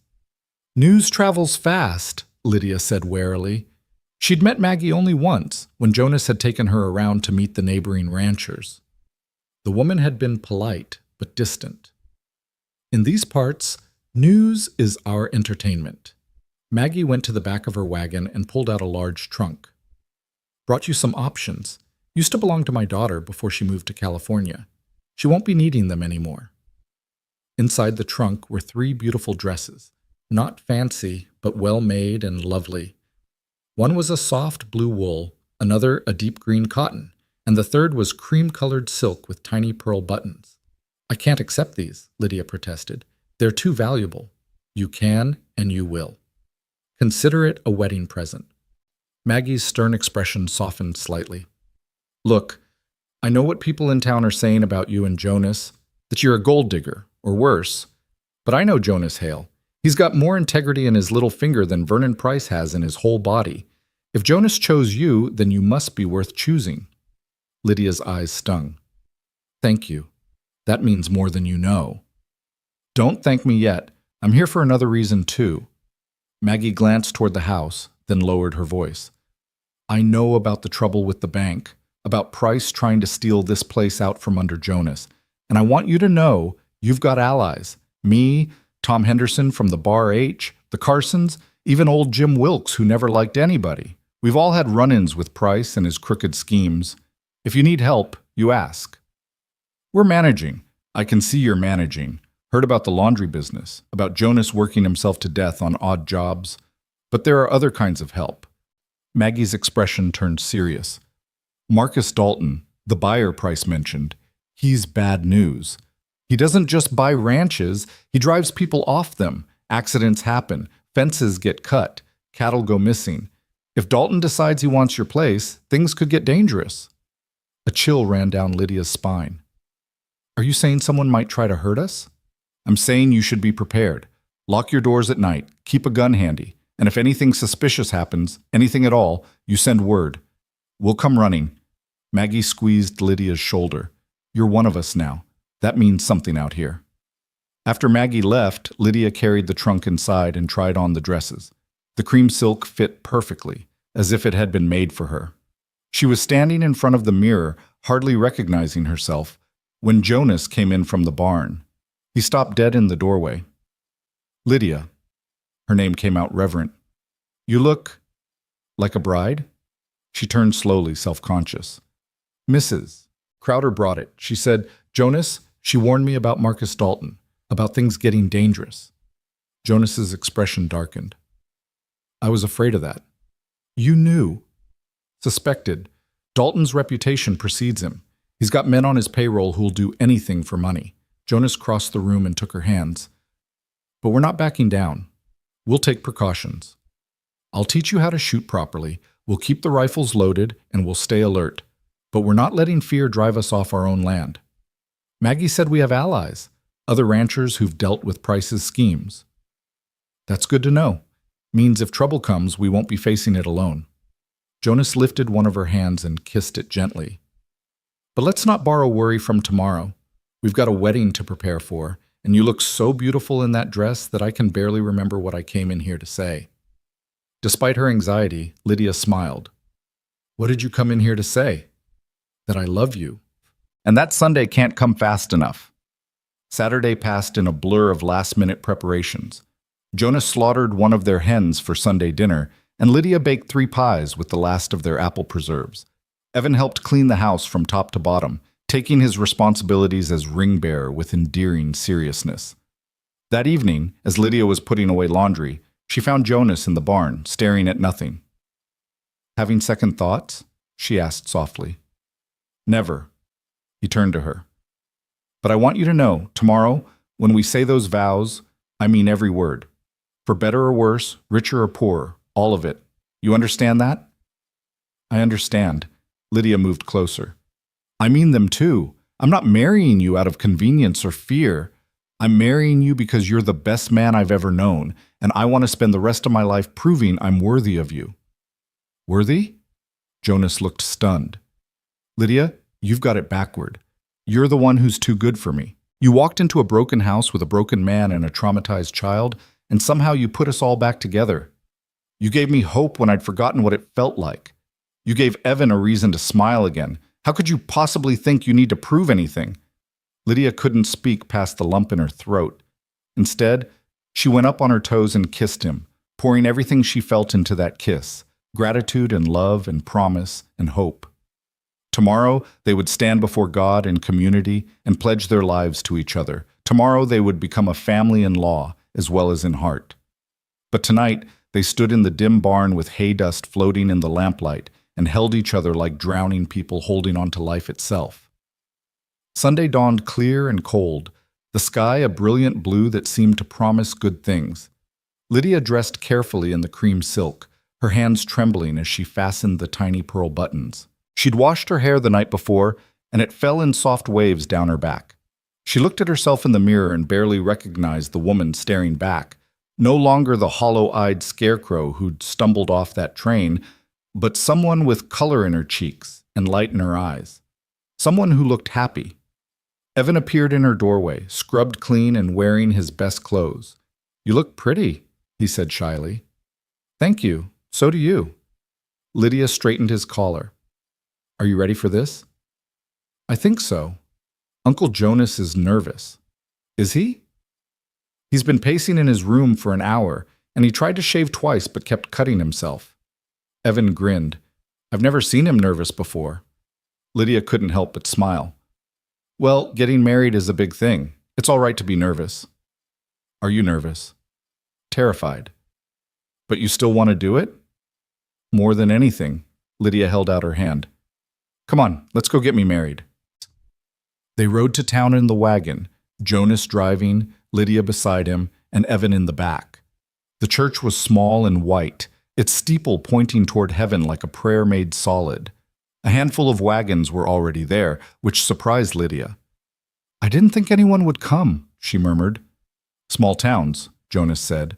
People love a wedding, even if they disapprove of the couple. But when they entered the church, Lydia realized Jonas was wrong. The people gathered there weren't disapproving townspeople looking for gossip.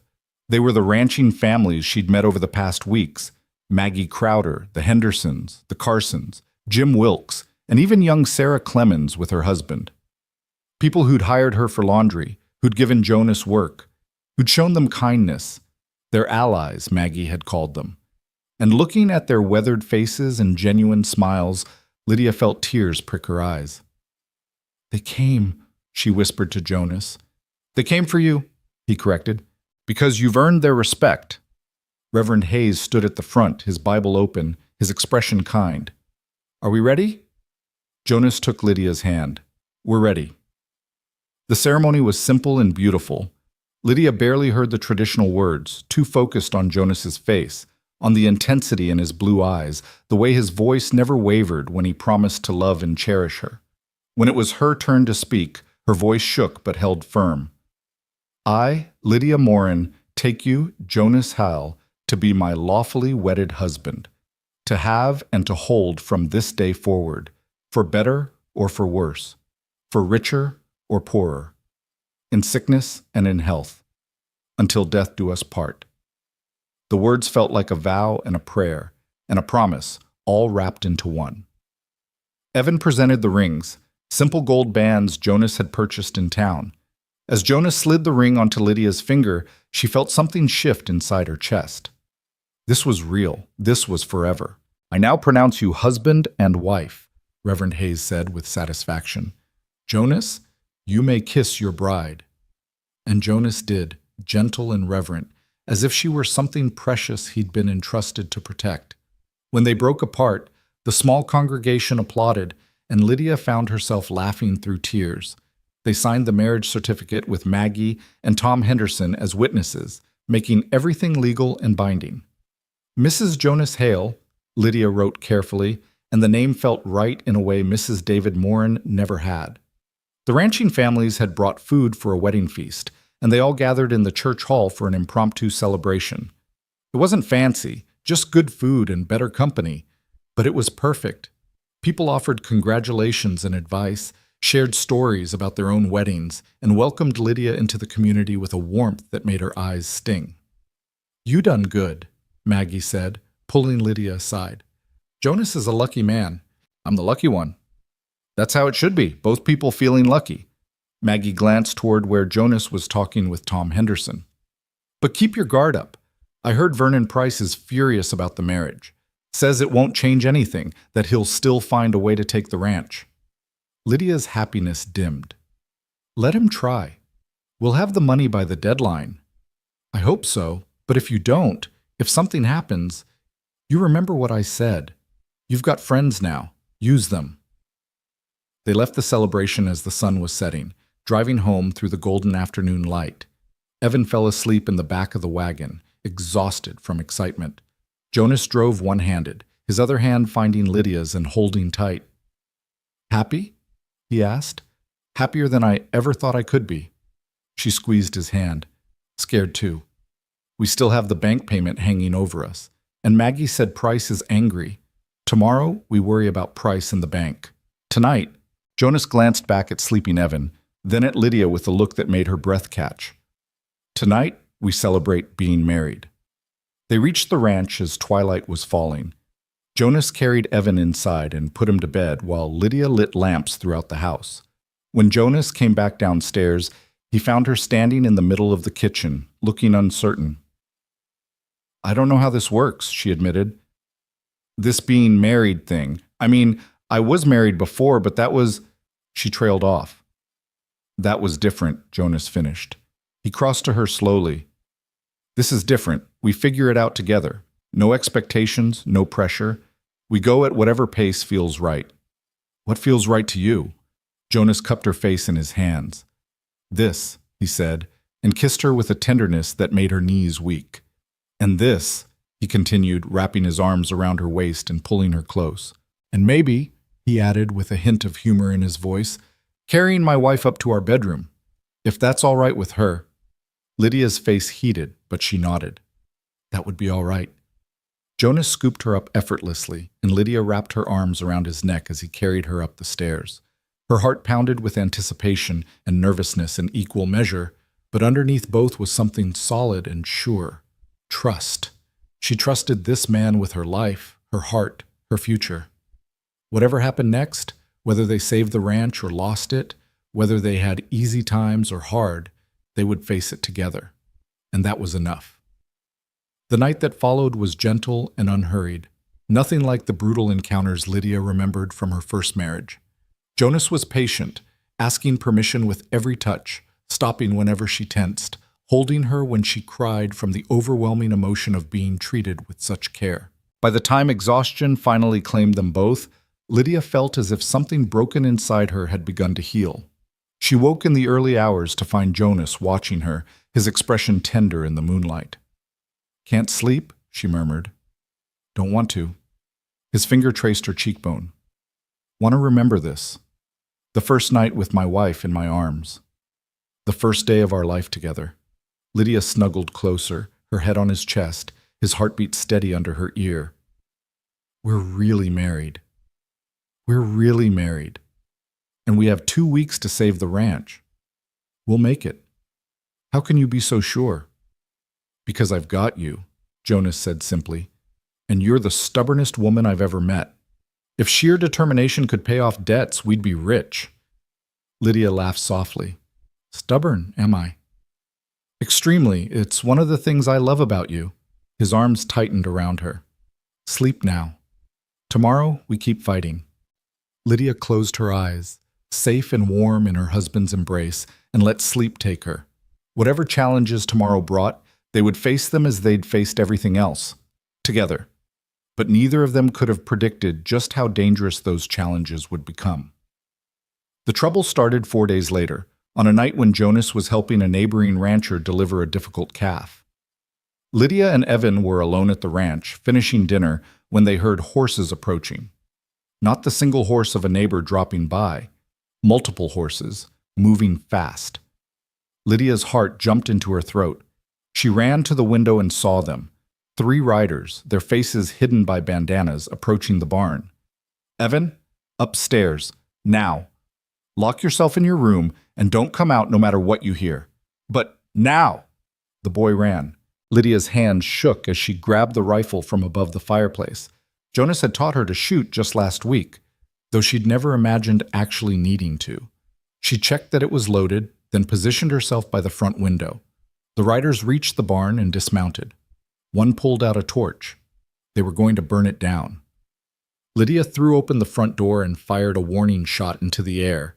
"Get off this property!" The men spun around, surprised to find a woman with a gun. For a moment they seemed to hesitate. Then one of them laughed. "Just a woman," he called to his companions. "Hale must be gone. This'll be easy." They advanced on the house.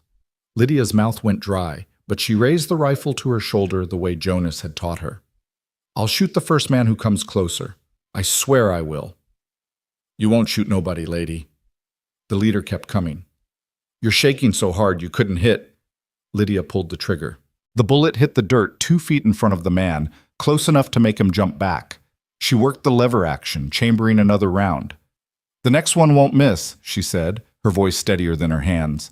"Now get off my property before I put a hole in you." The men exchanged glances. Then, to Lydia's horror, they split up. 2 heading for the barn, 1 circling toward the back of the house. She couldn't shoot them all. She couldn't defend every direction at once. The man at the barn lit his torch. Flames reflected off the red paint as he prepared to throw it. Lydia made a decision. She ran to the back door, threw it open, and fired at the circling man. She missed, but the shot made him dive for cover. Then she ran back to the front. The torch arced through the air toward the barn. A gunshot rang out, not from Lydia's rifle, but from somewhere in the darkness beyond the house. The torchbearer went down, clutching his shoulder. More shots followed, coming from multiple directions. The rustlers scrambled for their horses as bullets kicked up dust around them.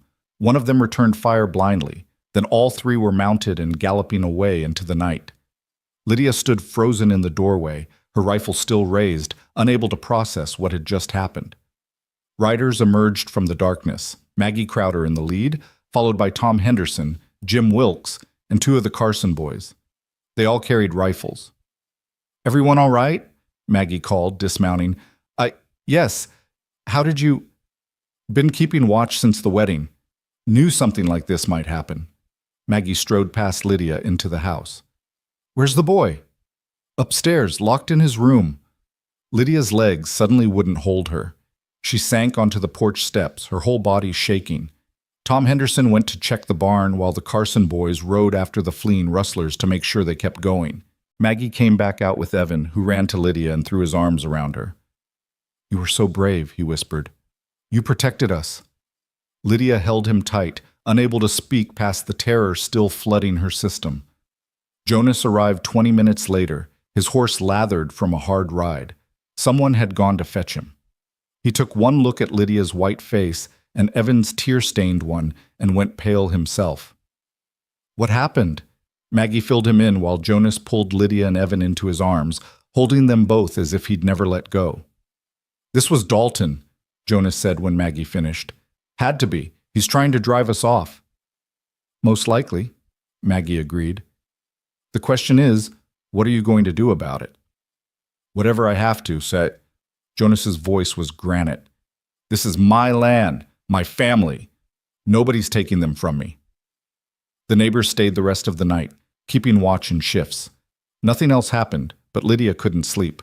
She kept seeing that torch arcing toward the barn, kept feeling the kick of the rifle against her shoulder, kept hearing that man's laughter when he realized she was alone. She'd been so close to losing everything. As dawn broke, Jonas came to find her in the kitchen, where she'd been making coffee with shaking hands. Lydia. He took the pot from her before she could drop it. You're safe. We're all safe. But for how long? If they come back with more men, they won't. He pulled her close. Because we're not going to be alone anymore. Maggie's organizing the ranchers. They'll take turns keeping watch until this is settled. I can't ask people to risk their lives for us. You're not asking. We're all in this together. Dalton's been pushing ranchers around for years. If we let him drive you out, we're next. So we stand together. Jonas tilted her face up. But I need to know you can handle this, because it might get worse before it gets better. And if you want to leave, if you want to take Evan somewhere safe until this is over, I'll understand. Lydia pulled back to look at him. Do you remember what I said in my vows? For better or for worse? Lydia, I'm not leaving. This is my home. You're my husband. Evan is... She glanced toward where the boy sat at the table, looking small and scared. He's mine to protect. We're a family, and families don't abandon each other when things get hard. Jonas's eyes shone with something that looked like tears. I don't deserve you. Yes, you do, and I deserve you. She straightened her shoulders. Now, let's figure out how to end this, once and for all. The answer came from an unexpected source. That afternoon, a rider arrived from town, not a rancher or a neighbor, but Edwin Marsh, the lawyer who'd drawn up Lydia's employment contract. He looked agitated, his normally neat appearance disheveled. I need to speak with you, he said without preamble. Both of you, privately. They settled in this kitchen while Evan went to help Maggie with the horses. Mr. Marsh pulled out a stack of papers, his hands shaking slightly. I've been going over your loan documents, he said. The originals, not the copies Vernon Price has been showing you. And I found something, several somethings actually. Jonas leaned forward. What kind of somethings? Forgeries? Alterations? The interest rate Price claims you agreed to? That's been changed. Someone altered the original contract after you signed it. Same with the payment schedule and these moral clauses he keeps citing. They were added later. Lydia's pulse quickened. Can you prove it? I can. I have the original documents, filed with the county. When I compare them to Price's copies, the forgeries are obvious. Different ink, different handwriting for the numbers. Mr. Marsh looked between them. This is fraud. Criminal fraud.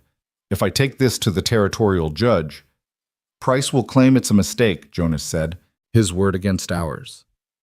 Not just his word, Marcus Dalton's word too. They're in this together. Price manufactures the fraudulent foreclosures, and Dalton buys the properties for a fraction of their value. They've been doing it all over Montana. Mr. Marsh set his jaw. But I can stop them, if you're willing to fight this in court. How long would that take? Lydia asked. Weeks, maybe months. And during that time, Price will keep coming after you. He might even accelerate the foreclosure. Jonas and Lydia exchanged glances. They'd worked so hard, scraped together every penny. They were close, so close to having the money. But if Price accelerated the foreclosure, timing wouldn't matter. What if we had the money? Jonas asked. All of it, before the deadline. Could he still foreclose? Not legally. Once the debt is paid, the loan is satisfied, but he could still try to claim you violated other terms. Let him try. Lydia stood, her mind made up. We pay the debt. We get proof of payment from the bank itself, not Price. And then if he tries anything else, we take him to court with your evidence of fraud. That's risky, Mr. Marsh warned. "You'd be exposing him, making him desperate. Desperate men do dangerous things." "He's already sent men to burn down our barn," Jonas said. "How much more desperate can he get?" Mr. Marsh had no answer for that. After the lawyer left, Lydia and Jonas sat at the kitchen table and counted their money one more time. Between the horses, the odd jobs, and the laundry business, they'd scraped together $243. Combined with the $40 Lydia had saved, they had $283. They needed $300, $17 short. "We could sell more horses," Jonas said, but his voice lacked conviction. They'd already sold the only animals they could spare. "Or take out the payment in installments. Price won't accept installments. He wants the full amount or nothing." They sat in heavy silence, so close to salvation, but still just out of reach. Then Evan spoke from the doorway. "I have money." They both turned. The boy stood there, clutching a small wooden box. "What money?" Jonas asked gently. "From Mama and Papa. Before they died, Mama gave me this. Said it was for emergencies." He opened the box to reveal a handful of coins and bills. "I counted it once. It's $23. Jonas shook his head immediately. "Evan, no. That's your inheritance. Your parents wanted you to have it." "For emergencies," Evan repeated. "And this is an emergency, isn't it? If we lose the ranch, I lose my home. I lose you and Lydia. The money doesn't matter if we have nowhere to use it." He crossed to the table and set down the box. "Please, let me help save our home." Lydia's vision blurred with tears. This brave, broken boy who'd already lost so much, offering up the last piece of his parents without hesitation. Jonas pulled Evan into a fierce hug. "You're sure?" "I'm sure." Evan's voice was muffled against Jonas's shoulder. "We're a family. Families help each other." So they took the money, $23 that smelled like ash and grief and hope, and added it to their carefully saved pile. $306. They had enough. The next morning, Jonas and Lydia rode to town together, the money secured in a locked box, Mr. Marsh's horse beside theirs.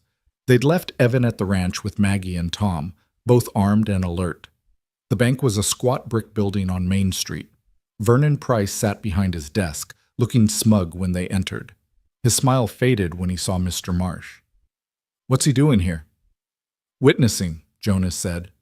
He set the locked box on Price's desk. "I'm here to pay my debt, in full. $300, as specified in the original loan agreement." Price's expression darkened. "The amount has gone up. Interest and late fees." "The original agreement specifies a fixed interest rate," Mr. Marsh interrupted, "which means the amount owed is exactly $300, not a penny more. I'll need to verify." "We'll wait." Jonas crossed his arms. For a tense moment, Price looked like he might refuse. Then he seemed to remember they were in a public bank, with other customers watching. He opened the box with jerky movements, counting the money twice. His face grew redder with each bill. "Fine," he finally spat. "The debt is paid, but don't think this is over, Hale. There are other ways to—" "Careful," Mr. Marsh said quietly.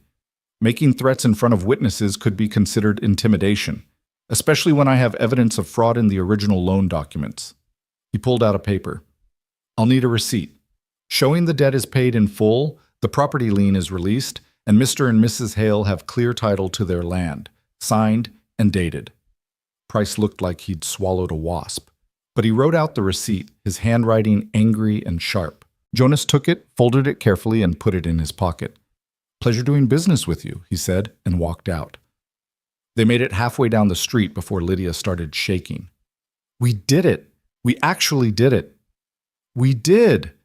Jonas pulled her against him, right there in the middle of Main Street, and kissed her soundly. "We saved our home." Around them, people stopped and stared. Let them stare, Lydia thought. Let them gossip. She'd just fought for and won the life she wanted, and she wasn't going to apologize for celebrating it. Mr. Marsh cleared his throat delicately. "I hate to interrupt, but I'd suggest you file that receipt with the county clerk immediately, and I'll be submitting my evidence of fraud to the territorial judge. Vernon Price's days of stealing ranches are over." They filed the papers, making everything legal and permanent. Then they rode home, exhausted and triumphant, to find Evan waiting on the porch. "Did we do it?" he called out. Did we save the ranch? We did, Lydia called back.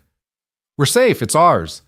Evan let out a whoop and ran to meet them, and Jonas scooped him up, swinging him around while the boy laughed. Maggie and Tom emerged from the barn, grinning, and suddenly everyone was celebrating, these battle-scarred people who'd fought together and won. That night, after the neighbors had gone home and Evan was asleep, Jonas and Lydia stood on the porch looking out at their land. Their home. Bought and paid for with blood, sweat, tears, and every ounce of courage they'd possessed. It's really over, Lydia said. The fight for the ranch is over, Jonas corrected. But our life together? That's just beginning. He was right, Lydia thought, leaning against her husband's solid warmth. They'd won this battle, saved this home, built this family from nothing. Whatever came next, whether easy times or hard, they would face it the same way they'd faced everything else. Together. And that made them unbeatable. But the celebration was short-lived. 3 nights later, Lydia woke to Jonas shaking her shoulder, his hand clamped over her mouth to keep her from crying out. Someone's outside, he whispered. Stay here with Evan. Lock the door behind me. Before she could protest, he was gone, rifle in hand, moving down the stairs with the silence of a hunting cat. Lydia's heart hammered as she threw on her robe and crept to Evan's room. The boy was already awake, his eyes wide in the darkness. Not again, he whispered. Shh, come with me. She brought him to her room and positioned them away from the window, her own rifle across her lap. Through the glass, she could see shadows moving near the barn. More than one, less than 10. Moonlight caught the glint of metal, guns. A shot rang out, shattering the night. Then another. Lydia's breath stopped as she waited for Jonas to return fire, to give some sign he was alive. The silence stretched so long she thought her heart might burst from her chest. Then she heard Jonas's voice, calm and deadly. I've got 2 rifles trained on you from 2 different angles. You take one more step toward that barn and you're dead men. We're here on Mr. Dalton's orders, an unfamiliar voice called back. This property belongs to him now. Like hell it does. I've got a receipt showing the debt is paid in full. This ranch is mine, legally purchased and defended. Now get off my land before I start shooting. Dalton doesn't care about receipts. He wants this land, and he's going to get it, one way or another. The threat hung in the air like smoke. Lydia saw Jonas shift position, moving closer to the house. He was outnumbered, and he knew it. She made a decision. Evan, stay down and don't move. Lydia grabbed her rifle and ran for the stairs. She positioned herself at the front door, threw it open, and fired a shot into the air. That's my husband you're threatening, she called out, her voice carrying across the yard. And you're surrounded. We've got neighbors watching this place day and night. They heard those shots. They're coming. So you can leave now on your own horses, or you can leave later in a pine box. Your choice. It was a bluff. The neighbors had stopped their constant patrols after the debt was paid, but the men didn't know that. She heard them muttering among themselves, uncertainty in their voices. Then, like a prayer answered, Lydia heard the thunder of approaching hoofbeats, lots of them. Maggie Crowder rode into the yard at the head of 6 armed riders, her rifle already raised. Heard shots? Figured you might need backup. The intruders broke and ran, scrambling for their horses. Within seconds they were gone, swallowed by darkness. Jonas emerged from behind the well, his face grim. They'll be back. Dalton's not going to stop just because we paid off the bank. Then we make him stop, Maggie said, dismounting. She looked different somehow, harder, more dangerous. I've been doing some asking around. Dalton's got friends in the territorial government, but he's also got enemies. Ranchers he's pushed around, politicians he's crossed. And I know someone who might be able to help. Who? Lydia asked, still clutching her rifle. Judge Morrison. He's the circuit judge, handles cases from here to Helena. He's also the one who signed off on half of Dalton's fraudulent foreclosures before he realized what was happening. He's been looking for a way to take Dalton down ever since. Maggie's smile was sharp as a knife. I think we just gave him the ammunition he needs.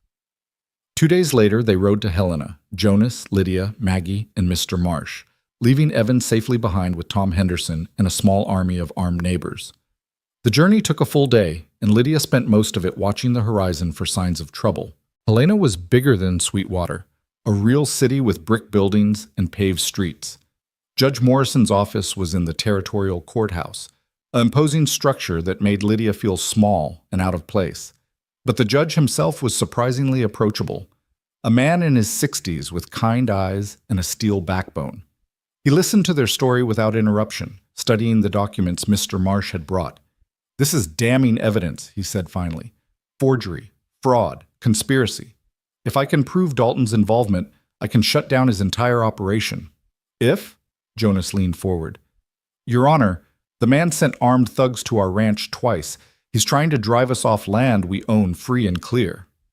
"I believe you, Mr. Hale. But belief isn't evidence. I need proof of Dalton's direct involvement. Otherwise, he'll claim these were rogue employees acting without his knowledge." Judge Morrison tapped the documents thoughtfully. "However, Vernon Price is another matter. We have clear evidence of his fraud. If I can get Price to testify against Dalton in exchange for leniency—" "You think he'd turn on Dalton?" Maggie asked skeptically. "I think Vernon Price is a coward who'll do whatever it takes to save his own skin." The judge smiled grimly. "Let me have a conversation with Mr. Price. In the meantime, I'm issuing an order of protection. If anyone, and I mean anyone, threatens or harasses you, they'll answer to me personally. And I'm fast-tracking the fraud investigation. With any luck, we'll have Dalton in chains by month's end." It was more than Lydia had dared hope for. They left the courthouse with the protection order clutched in Jonas's hand, a piece of paper that suddenly made them untouchable. The ride home should have been triumphant. Instead, Lydia felt a growing unease she couldn't name. "Something's wrong," she said as they approached the ranch at dusk. Jonas had felt it too. She could see it in the tension of his shoulders. They urged the horses faster, and as they crested the final hill, Lydia's worst fears materialized. Smoke rose from the direction of the ranch, not the friendly smoke of a cooking fire, but thick black columns that spoke of destruction. "No." The word tore from Jonas's throat. He kicked his horse into a gallop.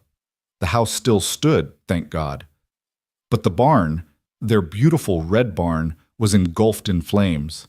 Neighbors were forming bucket brigades from the well, desperately trying to save the structure, but it was already too late.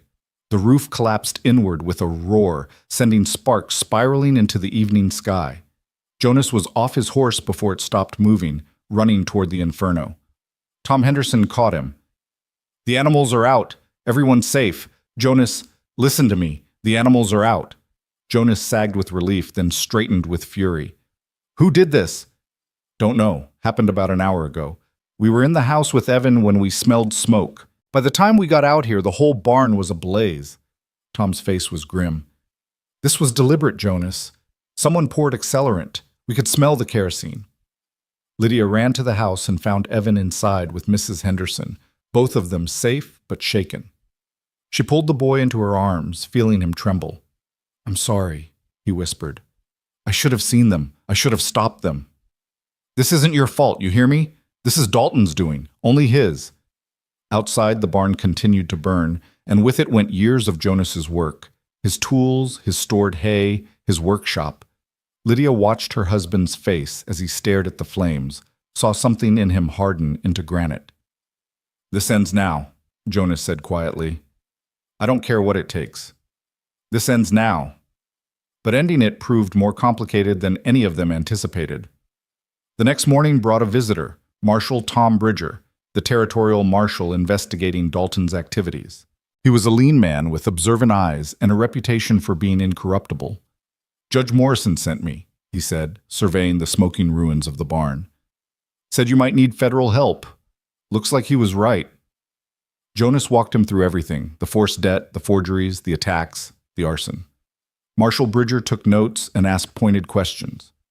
"Here's the situation," he said when Jonas finished. "I've been building a case against Marcus Dalton for 2 years, but he's careful, insulates himself with layers of employees and shell companies. Every time we get close, witnesses disappear or evidence vanishes." He paused.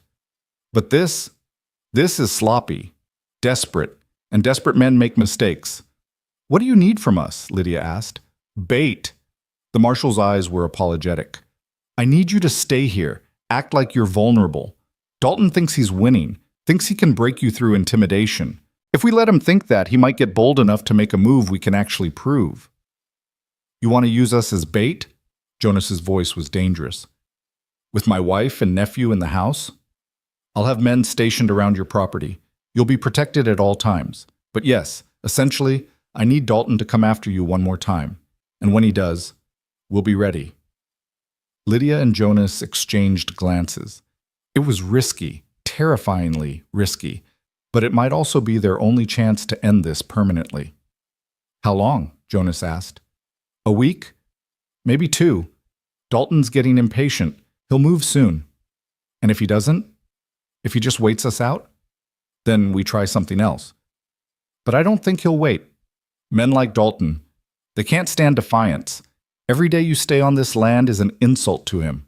He'll come. They agreed, though it made Lydia's stomach churn with anxiety. For the next week, they lived in a state of constant vigilance. Marshal Bridger's men were invisible but present, watching from the hills, patrolling the perimeter, waiting. Life went on with a surreal quality. Lydia cooked and cleaned and took in laundry. Jonas began the work of rebuilding the barn with help from neighbors. Evan studied his lessons and tried to act normal, but underneath it all was the knowledge that they were being hunted, that danger could come at any moment. The waiting was almost worse than the attacks. It was Lydia who noticed the stranger first. A man had been coming to town regularly, asking questions about the Hale Ranch. He claimed to be a cattle buyer, but something about him didn't sit right with Lydia. He had cold eyes and hands that had never done manual labor. She mentioned it to Marshal Bridger, who investigated. The cattle buyer was actually one of Dalton's enforcers, a man with a reputation for making problems disappear permanently. He's the trigger, Bridger said grimly. Dalton's brought in a professional, which means he's planning something big. What do we do? Jonas demanded. We watch him. We wait for him to make his move, and when he does, we take him down and make him testify against Dalton. The marshal checked his pistol. It happens soon. Maybe tonight. Maybe tomorrow. But soon. That night, Lydia couldn't sleep. She lay in bed beside Jonas, listening to him breathe, trying to memorize the sound. If things went wrong tomorrow, if Dalton's man was as dangerous as they feared, this might be their last peaceful night together. I can hear you thinking, Jonas murmured in the darkness. I'm scared. Me too. Lydia rolled over to face him.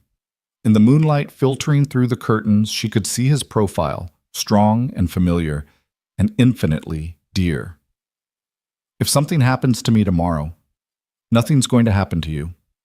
But if it does, I need you to know that these past months have been the happiest of my life. That you saved me in every way a person can be saved. That I love you more than I thought it was possible to love anyone. Jonas pulled her close, his arms tight around her. If something happens to either of us, Evan goes to Maggie. She's agreed to take him. He'll be safe and loved. You've already arranged it? Had to, in case. His voice was rough. But nothing's going to happen. We're going to get through tomorrow, and Dalton's going to jail, and we're going to live a long, boring life raising cattle and children. You hear me? Children? Lydia pulled back to look at him. We've never talked about children. Haven't we? Jonas's hand found her stomach, resting there gently. I've thought about it. About a little girl with your eyes and your stubborn chin. About Evan teaching his younger siblings to read. About filling this house with life and noise and chaos. He paused. That is, if you want. I want, Lydia said fiercely. I want all of it. The boring life, the children, the chaos. I want to grow old with you and die in your arms when we're 90. She kissed him with everything she had. So let's make sure we survive tomorrow. They made love with a desperate tenderness, holding each other as if they could prevent the dawn from coming through sheer force of will. And when exhaustion finally claimed them, they fell asleep tangled together, two people who'd found each other against all odds and refused to let go. The attack came at dawn. Lydia woke to the sound of breaking glass. She had time to register that Jonas was already moving, grabbing his rifle, before the first shot rang out. Stay down, Jonas roared. Evan, stay in your room. More shots coming from multiple directions. Lydia scrambled for her own rifle, her hands shaking. This was different from the previous attacks. More coordinated, more aggressive. These men weren't trying to scare them off. They were trying to kill them. Jonas fired from the bedroom window, then ducked as return fire splintered the frame. There's too many of them. Where the hell is Bridger? Lydia ran to the hallway and nearly collided with Evan. The boy's face was white but determined, and he held a pistol Jonas had taught him to shoot. "I can help," he said. "You can keep yourself alive," Lydia corrected, pushing him back toward his room. "Get under the bed and don't come out until—" An explosion rocked the house. The front door blew inward in a shower of wood and smoke. Men poured through the opening, 3 of them, armed with rifles and moving like soldiers. Lydia raised her rifle and fired without thinking. One of the men went down. She worked the lever action and fired again, driving the others back. But more were coming. She could hear them outside, surrounding the house. "Upstairs hall," Jonas shouted. "Defensive position." They retreated up the stairs, Jonas covering their backs, Lydia half dragging Evan, all of them firing when they could. They made it to the landing and Jonas overturned a heavy bureau, creating a barricade. "How many?" Lydia gasped, reloading with trembling fingers. 6, maybe 8. All armed, all professionals. Jonas's face was grim. Dalton sent his whole crew. He's not playing around this time. Below, the intruders were regrouping. Lydia could hear them arguing, planning their assault. Where were the marshal's men? Where was their backup? Then she heard a new voice, cultured and cold. "Jonas Hale, I'm giving you one chance to surrender. Come out peacefully, sign over the deed to this property, and I'll let your family live." "Marcus Dalton," Jonas breathed. The bastard came himself. "Is that supposed to make this better?" Dalton called up. "I assure you my patience is not infinite. You have 1 minute to decide. Then my men come up those stairs, and I stop caring about collateral damage." Jonas looked at Lydia, and she saw the calculation in his eyes. He was considering it, considering trading himself for their lives. "Don't you dare," she whispered. "Don't you dare give up after everything we've fought for. If it saves you and Evan, it won't. Men like Dalton don't leave witnesses." Lydia gripped his arm.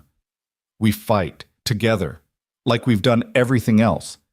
Evan pressed himself against Lydia's side. "I'm not leaving either. We're a family. Families stick together." Jonas's jaw worked. Then he nodded once and raised his voice. "Here's my answer, Dalton. Go to hell." "Very well. Gentlemen, if you please." The assault began. Men charged up the stairs, and Jonas and Lydia fired until their rifles were empty, then grabbed pistols and kept firing. Bodies fell, but more kept coming. The hallway filled with smoke and noise and terror. Lydia lost track of time. Everything narrowed to loading, aiming, firing, to keeping Evan behind her, to staying alive 1 second at a time. She was reaching for more ammunition when she realized the firing had stopped. Not because they'd won, but because they were out of bullets. Jonas realized it at the same moment. He dropped his empty pistol and pulled out his hunting knife, positioning himself between Lydia and the stairs. "Get Evan into the bedroom. Barricade the door."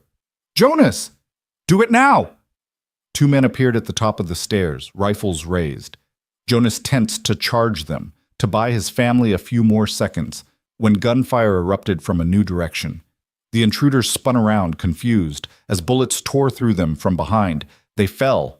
And suddenly the stairway was full of new men, Marshal Bridger and his deputies, firing with deadly precision. The fight was brutal and short. Dalton's men, caught between Jonas's barricade and the marshal's assault, had nowhere to go. Within minutes, it was over. The survivors surrendered, and Bridger's men were putting them in chains. Lydia sagged against the wall, her legs finally giving out. It was over. They'd survived. Jonas pulled her and Evan into his arms, and the 3 of them clung to each other, shaking with relief and delayed terror. Marshal Bridger appeared at the top of the stairs, his face apologetic. "I'm sorry we cut it so close. Dalton's men had lookouts posted. They delayed us, but we got here." "Is Dalton alive and in custody, along with 6 of his men?" Bridger smiled grimly. "And they're all singing like birds, trying to cut deals. We've got enough testimony to put Dalton away for the rest of his natural life. It's over, Mr. Hale. It's really over." The house was a disaster. Windows shattered, walls riddled with bullet holes, blood staining the floors. But standing in the middle of the wreckage with her husband's arms around her and Evan safe against her side, Lydia felt nothing but overwhelming gratitude. They were alive. They were together. They'd won. The next weeks were a blur of testimony and trials and endless questions. Marcus Dalton was sentenced to 20 years in territorial prison for fraud, conspiracy, attempted murder, and a dozen other charges. Vernon Price turned state's evidence and got a lighter sentence, but his career was over, his reputation destroyed. The ranchers Dalton had victimized began the long process of reclaiming their land. Judge Morrison personally oversaw each case, ensuring justice was done, and slowly the territory began to heal from Dalton's corruption. For Lydia and Jonas, healing meant different things. They rebuilt the barn, this time with help from every rancher within 50 miles. The whole community turned out for the barn raising, and by the end of the day, they had a structure even better than the original. Lydia stood watching as the last board was nailed into place and felt tears of gratitude slip down her cheeks. "Why are you crying?" Evan asked, slipping his hand into hers. "Because I'm happy. Because we're home. Because we're safe."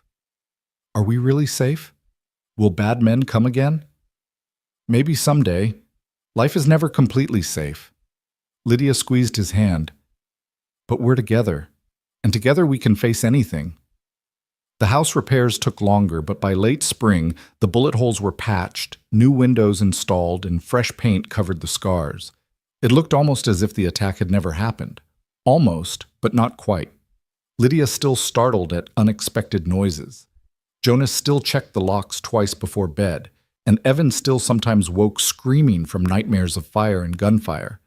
But they were healing, all three of them, slowly but surely. And then in early summer, Lydia discovered she was pregnant. She'd suspected for weeks, the nausea, the exhaustion, the tenderness. But she'd been afraid to hope, afraid to believe that life could give her something so precious after everything they'd endured. Doc Brennan confirmed it with a smile. "About 3 months along, I'd say. Baby should come in late November, early December."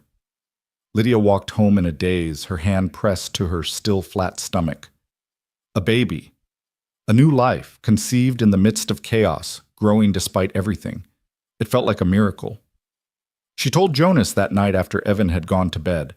She'd planned a whole speech, but when it came down to it, all she could manage was, "I'm pregnant." Jonas went very still. "You're sure?" Doc Brennan confirmed it. 3 months. Due in December. For a long moment, Jonas just stared at her. Then his face crumpled and he pulled her into his arms, holding her with a tenderness that made her chest ache. "A baby," he whispered against her hair. "Our baby. Lydia, His voice broke. "After Sarah died, I never thought I'd feel this again. Joy. Hope. The feeling that the future might actually be worth living. Are you happy?" Happy doesn't begin to cover it. He pulled back to look at her, his eyes shining. "You've given me everything, Lydia. A home, a family, a reason to keep fighting, and now a child. How could I be anything but grateful?" They told Evan the next morning. The boy's eyes went wide. "A baby? Really? Really?" Lydia confirmed. "You're going to be a big brother, or, well, technically a cousin, but—" "I'm going to be a big brother," Evan said firmly. "Because you're my mother now, even if we don't use that word." "Right?" Lydia's throat closed up. They'd never defined their relationship formally, had let it grow naturally without labels. But hearing Evan claim her as his mother made something inside her settle into place. "Right," she managed. "I'm your mother, and Jonas is your father, and this baby is your sibling. We're a family." Evan threw his arms around her, and Lydia held him close. This boy who'd healed her heart as much as she'd healed his. The pregnancy was harder than Lydia expected. The heat of summer made her ill, and she spent most days feeling exhausted and queasy. But Jonas was endlessly patient, taking over her chores without complaint, bringing her water and cool cloths when the nausea got bad. And Evan was a revelation, reading to her when she was too tired to get out of bed, fetching things she needed, treating her with a gentle concern that made her heart ache. "He's practicing," Jonas said one evening, watching Evan carefully carry Lydia a cup of tea. "Learning how to be a big brother. He's going to be wonderful at it. He gets it from you, the gentleness, the care." Jonas settled beside her on the porch, taking her hand. Sarah was a good woman, but she wasn't soft, wasn't nurturing. Evan needed that, and you gave it to him. You gave it to both of us. Lydia leaned against his shoulder, watching the sunset over their land, their home, their future. I didn't give you anything you didn't give me first. Then we're even. No. Lydia turned to look at him. We're blessed. There's a difference. As autumn arrived, Lydia's pregnancy became obvious, and the women of Sweetwater began a campaign of determined kindness. They brought food, offered advice, and included Lydia in their gatherings with a warmth she'd never expected. Even Miriam Price, whose brother Vernon was in prison, made a grudging peace. She arrived one afternoon with a stack of baby blankets and a stiff apology.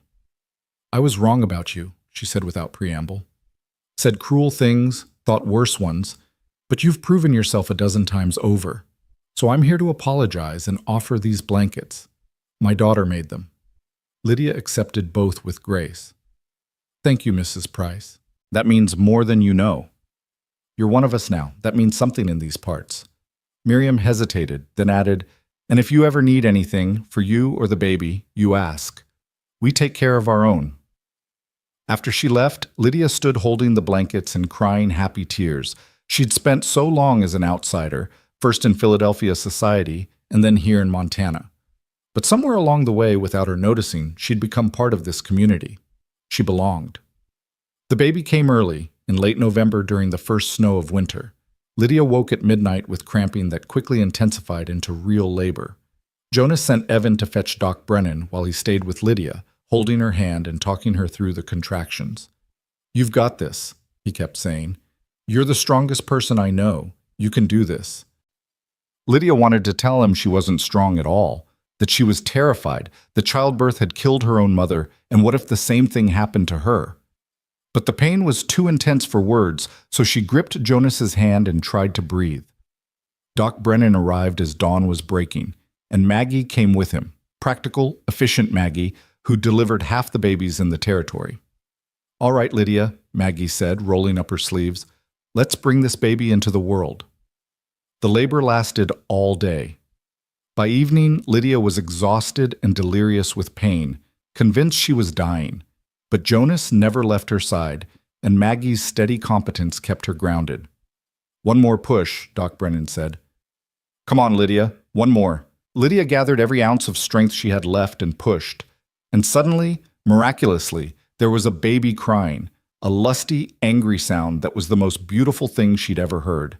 It's a girl, Doc Brennan announced, placing the tiny, squalling bundle on Lydia's chest. Congratulations. Lydia looked down at her daughter, red-faced and furious and absolutely perfect, and felt her heart expand to a size she hadn't known was possible. Hi, baby, she whispered. Hi, sweet girl. We've been waiting for you. Jonas was crying unashamedly, his hand gentle on the baby's head. She's beautiful. She's perfect. Lydia, we have a daughter.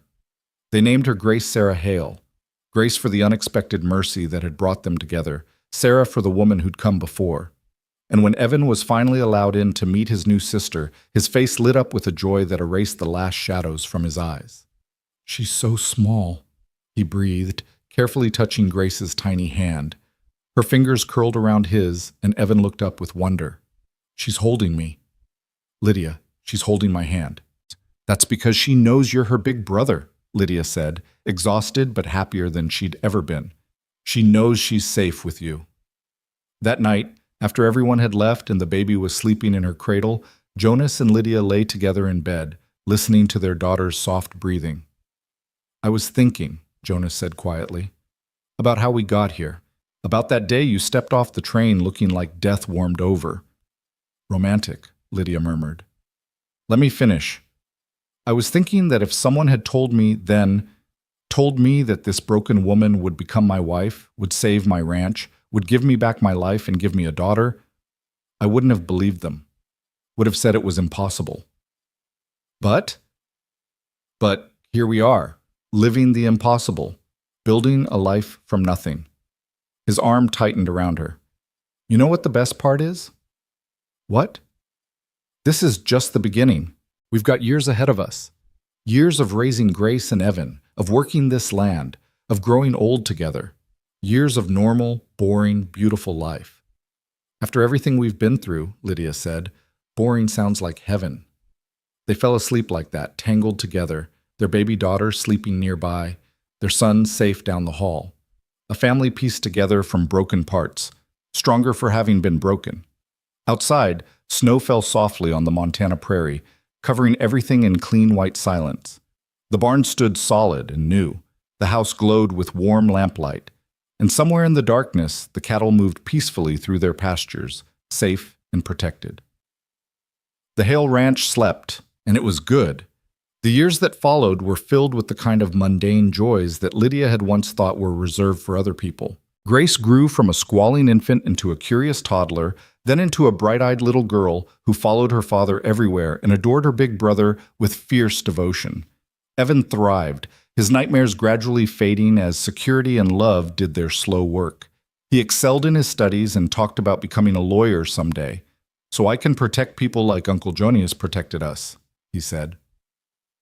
The ranch prospered. With Dalton gone and honest men running the bank, Jonas was able to secure fair loans for expansion. They bought more cattle, hired a ranch hand, and built a proper workshop to replace what had burned. The land yielded its bounty generously, and they wanted for nothing. And then, 2 years after Grace's birth, Lydia found herself pregnant again. This pregnancy was easier than the first. Her body knew what to do, and the nausea passed quickly. By her 6th month, she was glowing with health, her belly round and her movements still confident. "Another girl?" Doc Brennan predicted. Mark my words. He was right. Rose Evelyn Hale arrived in late spring during a thunderstorm that shook the house. She came quickly. Lydia barely had time to get to bed before Rose decided she was ready to meet the world. "She's impatient," Jonas said, laughing and crying at the same time as he held his second daughter, just like her mother. This time, Grace got to meet her baby sister immediately, and the 2-year-old was entranced. "My baby?" she kept saying, patting Rose's head with careful hands. "My baby sister." With 2 young daughters and a teenage son, the house was never quiet. It was exactly the chaos Jonas had wished for, and Lydia loved every exhausting minute of it. The sound of children's laughter replaced the echoes of gunfire. The smell of baking bread drove out the memories of smoke. They were healing, building, becoming.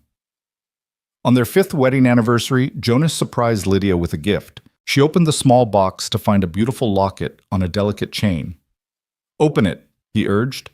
Inside were 2 tiny photographs, one of Grace, one of Rose, and somehow a third of Evan, all impossibly small and perfect.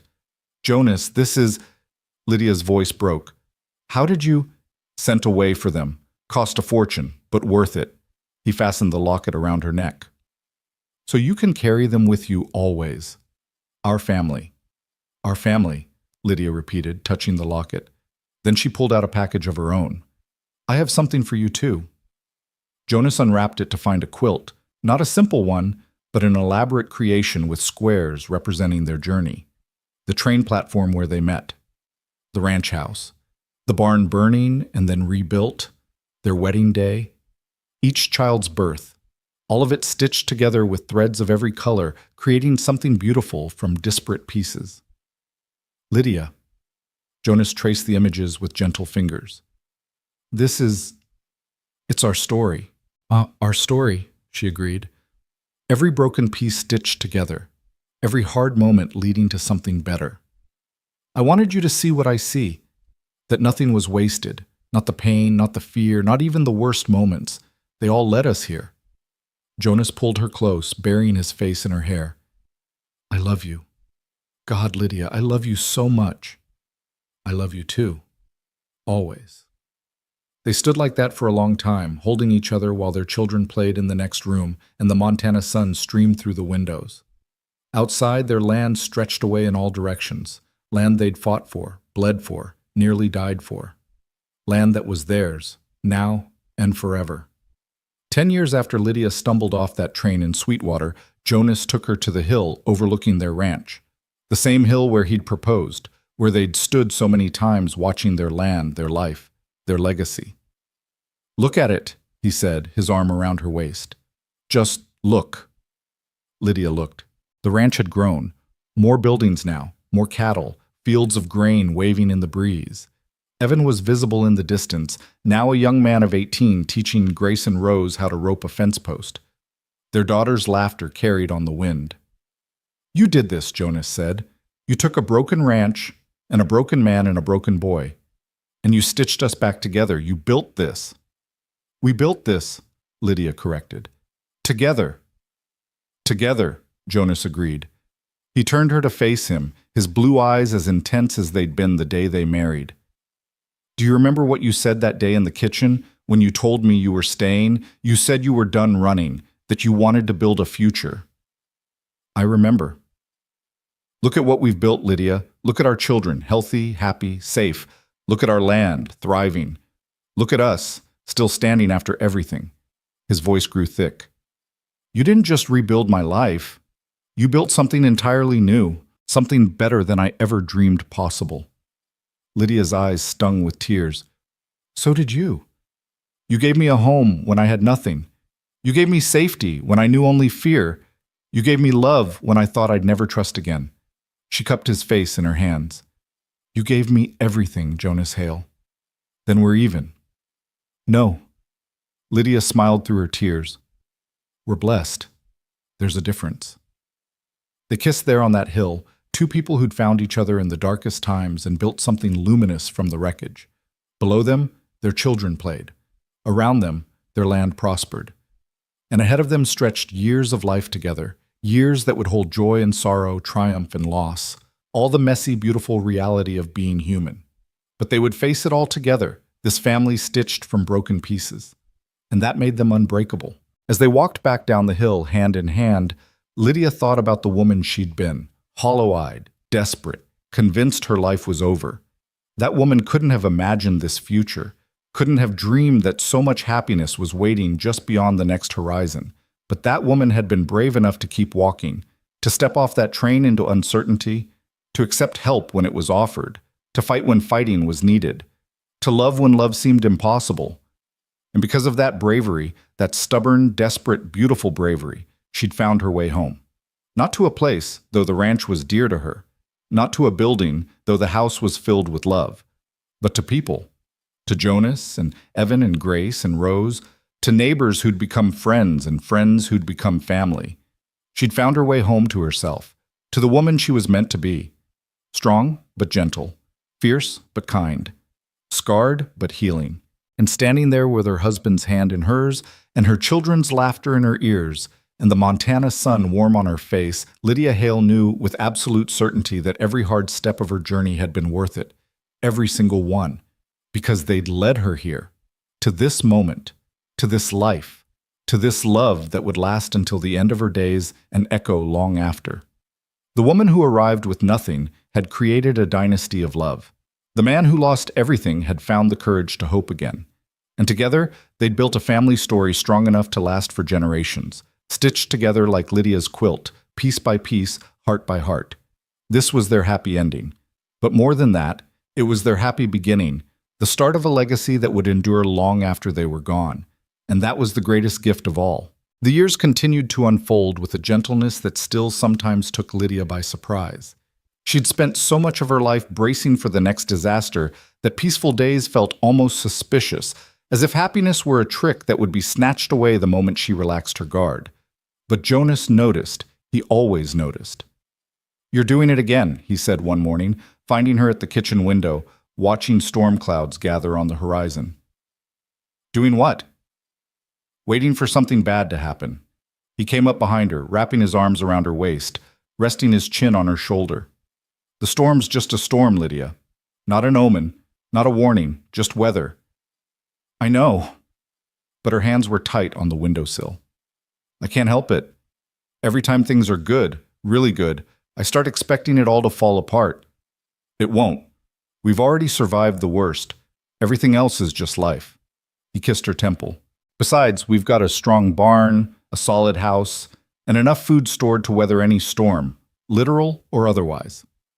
Lydia turned in his arms to face him. Jonas was graying at the temples now, lines deepening around his eyes, but he'd never looked more handsome to her.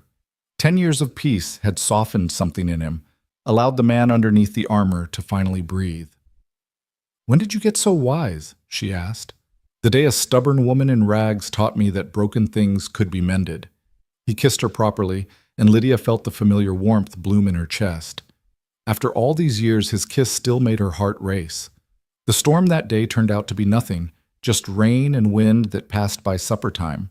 But Jonas's words stayed with Lydia, and she found herself consciously trying to let go of that old vigilance, to trust that happiness wasn't a temporary condition, but something she was allowed to keep. It helped that their children were thriving in ways that felt almost miraculous.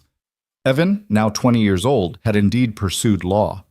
He'd studied with Mr. Marsh for 2 years, then passed the territorial bar exam with the highest marks anyone had seen. Now he was establishing his own practice in Sweetwater, taking on cases that the bigger firms wouldn't touch, defending ranchers against predatory lenders, helping widows keep their land, ensuring the kind of justice Judge Morrison had shown them. "I'm representing the Kowalskis next week," he told them over Sunday dinner. "Remember them? Their farm's being threatened by the railroad. Companies trying to claim eminent domain, but the route they're proposing would destroy the Kowalskis' water access." "Can you win?" Jonas asked. "I can try, and if I can't, at least they'll know someone fought for them." Evan's jaw set in that stubborn line Lydia recognized. She'd seen it in the mirror often enough. Nobody should have to face corruption alone. Not like we almost did. Grace, now 12, was showing signs of becoming a formidable woman in her own right. She had Jonas's stubbornness and Lydia's fierce protective streak, combined with a natural talent for managing the ranch that sometimes surprised even her father. "Papa, we need to separate the yearlings this week," she announced, barging into the house with muddy boots and determined eyes. "That spotted bull's getting aggressive, and if we don't move him soon, someone's going to get hurt." "I'll handle it tomorrow," Jonas promised. "I can do it. Let me do it." Jonas exchanged glances with Lydia, who just smiled. They'd learned that telling Grace she couldn't do something was the surest way to make her prove she could. "All right, but take Charlie with you, and if that bull gives you any trouble, I'll rope him myself," Grace said confidently. "I've been practicing." She had been practicing. Lydia had watched her daughter spend hours perfecting her throw, determined to be as good as any ranch hand. Grace had no interest in embroidery or fine dresses or any of the things Sweetwater's other girls seemed to value. She wanted to ride and rope and run the ranch someday, and neither Jonas nor Lydia saw any reason to stop her. Rose, at 10, was different, quieter, more contemplative. She loved reading and drawing, and she'd recently discovered a passion for botany that had her cataloging every plant on the ranch. She reminded Lydia painfully of Evan at that age, all careful observation and gentle intelligence. "Mama, did you know we have 14 different species of wildflowers in the North Pasture alone?" Rose asked one evening, showing Lydia her carefully pressed specimens. "And 3 of them are used for medicine, Mrs. Henderson told me." "That's wonderful, sweetheart. Are you going to keep studying them?" "I want to learn everything. Maybe I could be a doctor someday. Or a botanist, or both." Rose's eyes shone with possibility. "Evan says there's going to be a university in Helena soon. Says women can attend if they're serious about learning." "Would you want that? To go away to university?" Rose considered this carefully. "Maybe, but I'd always come home. This is where I belong. This is where I belong." Lydia heard those words from all 3 of her children in different ways, and each time they made her heart swell with gratitude. They'd built something here, not just a ranch, but a home that called its children back, a legacy that would outlast them. But legacy, Lydia was learning, came with its own challenges. The trouble started innocuously enough. Tom Henderson stopped by one afternoon with the news that developers from back east were buying up land around Sweetwater. They wanted to bring the railroad through, establish new towns, modernize the territory. "Some folks are excited," Tom said, accepting coffee from Lydia.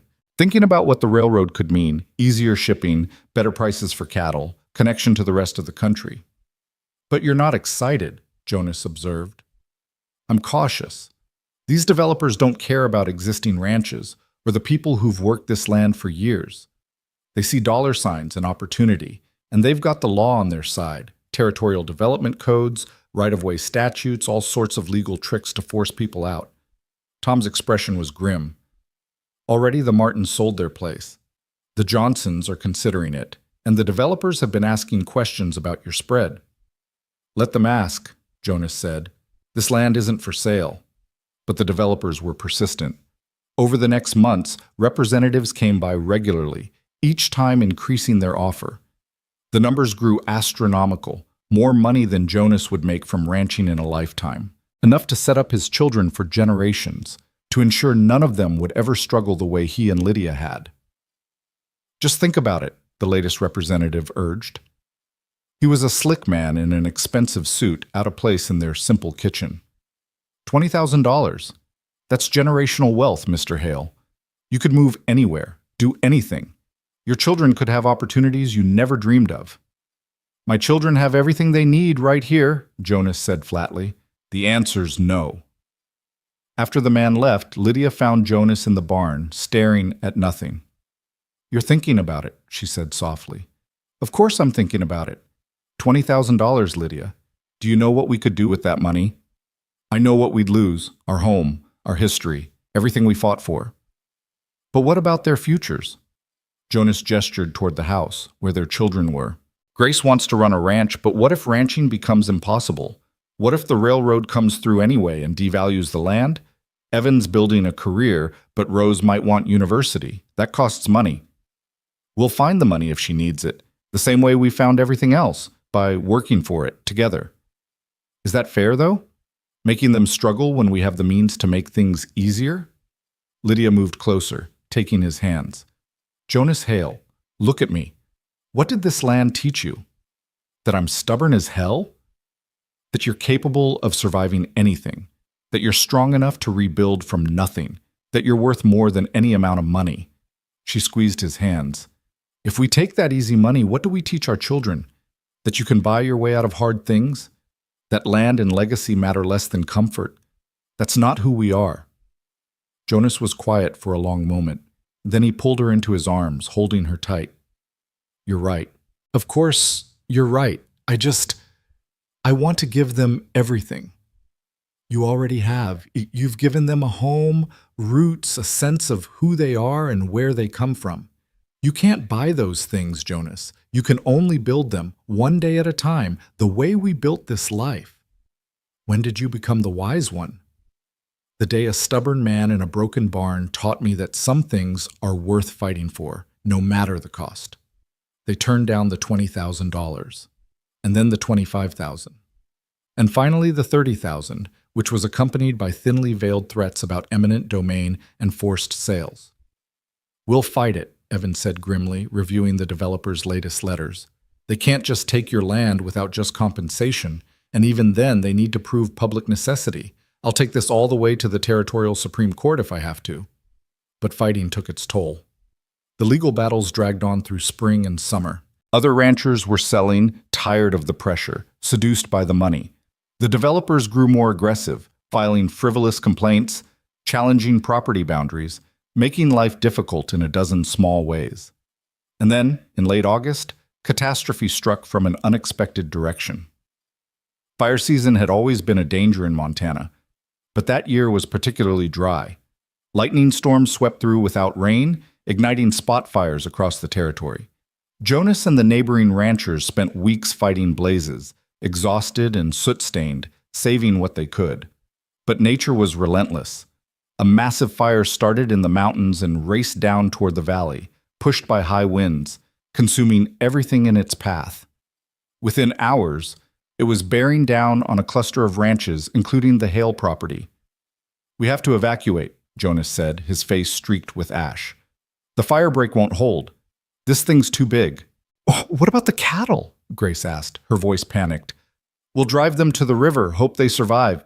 But the house, the barn. Jonas's voice broke. We can't save it all. Lydia looked at the home they'd built, the place where she'd learned to be happy, where she'd raised her children, where every corner held a memory. The thought of losing it tore at her heart. But then she looked at Jonas, at her children, at the neighbors who'd come to help, and she realized something fundamental. It's just wood and nails, she said. As long as we have each other, we can rebuild. They worked through the night, driving cattle, loading wagons with what possessions they could save, photographs, documents, the quilt Lydia had made. Grace wanted to go back for her roping practice dummy. Rose wept over leaving her pressed flowers. Evan stood watching the advancing fire with the analytical gaze of someone already planning the legal strategy to rebuild.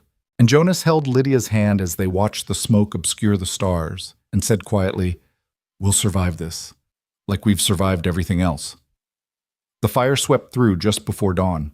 Lydia watched from the Henderson Ranch 2 miles away as flames consumed the horizon.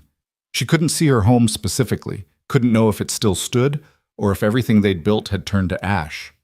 She thought about that day she'd stepped off the train, how she'd had nothing then and was facing nothing now. The symmetry would have been funny if it hadn't hurt so much. Grace pressed against her side, silent tears running down her cheeks. Rose clutched her rescued flower journal like a lifeline. Evan stood with his arm around both his sisters, his jaw tight with suppressed emotion. And Jonas stood apart, staring at the orange glow on the horizon, his fists clenched, his shoulders rigid with the weight of everything he couldn't fix. Lydia went to him, wrapping her arms around him from behind, pressing her face between his shoulder blades. "We'll survive this," she whispered, throwing his own words back at him. "Like we've survived everything else. What if there's nothing left? Then we start over. We've done it before." "I'm tired, Lydia. I'm so damn tired of starting over." "I know, but we won't do it alone. Look." She turned him to face the scene behind them. The yard was full of neighbors, every ranching family within 50 miles, it seemed. They'd come to offer shelter, food, support. Maggie Crowder was organizing sleeping arrangements. Tom Henderson was taking inventory of supplies. Families were sharing what little they'd saved, making sure no one went without. "We're not alone," Lydia said. "We never have been. Not since that first day when these people showed up at our wedding and proved we belonged. They're our family too, Jonas, and family doesn't let each other face catastrophe alone." The fire burned for 3 days. When it finally passed, the smoke cleared to reveal a landscape transformed. Whole swaths of prairie had been reduced to black char.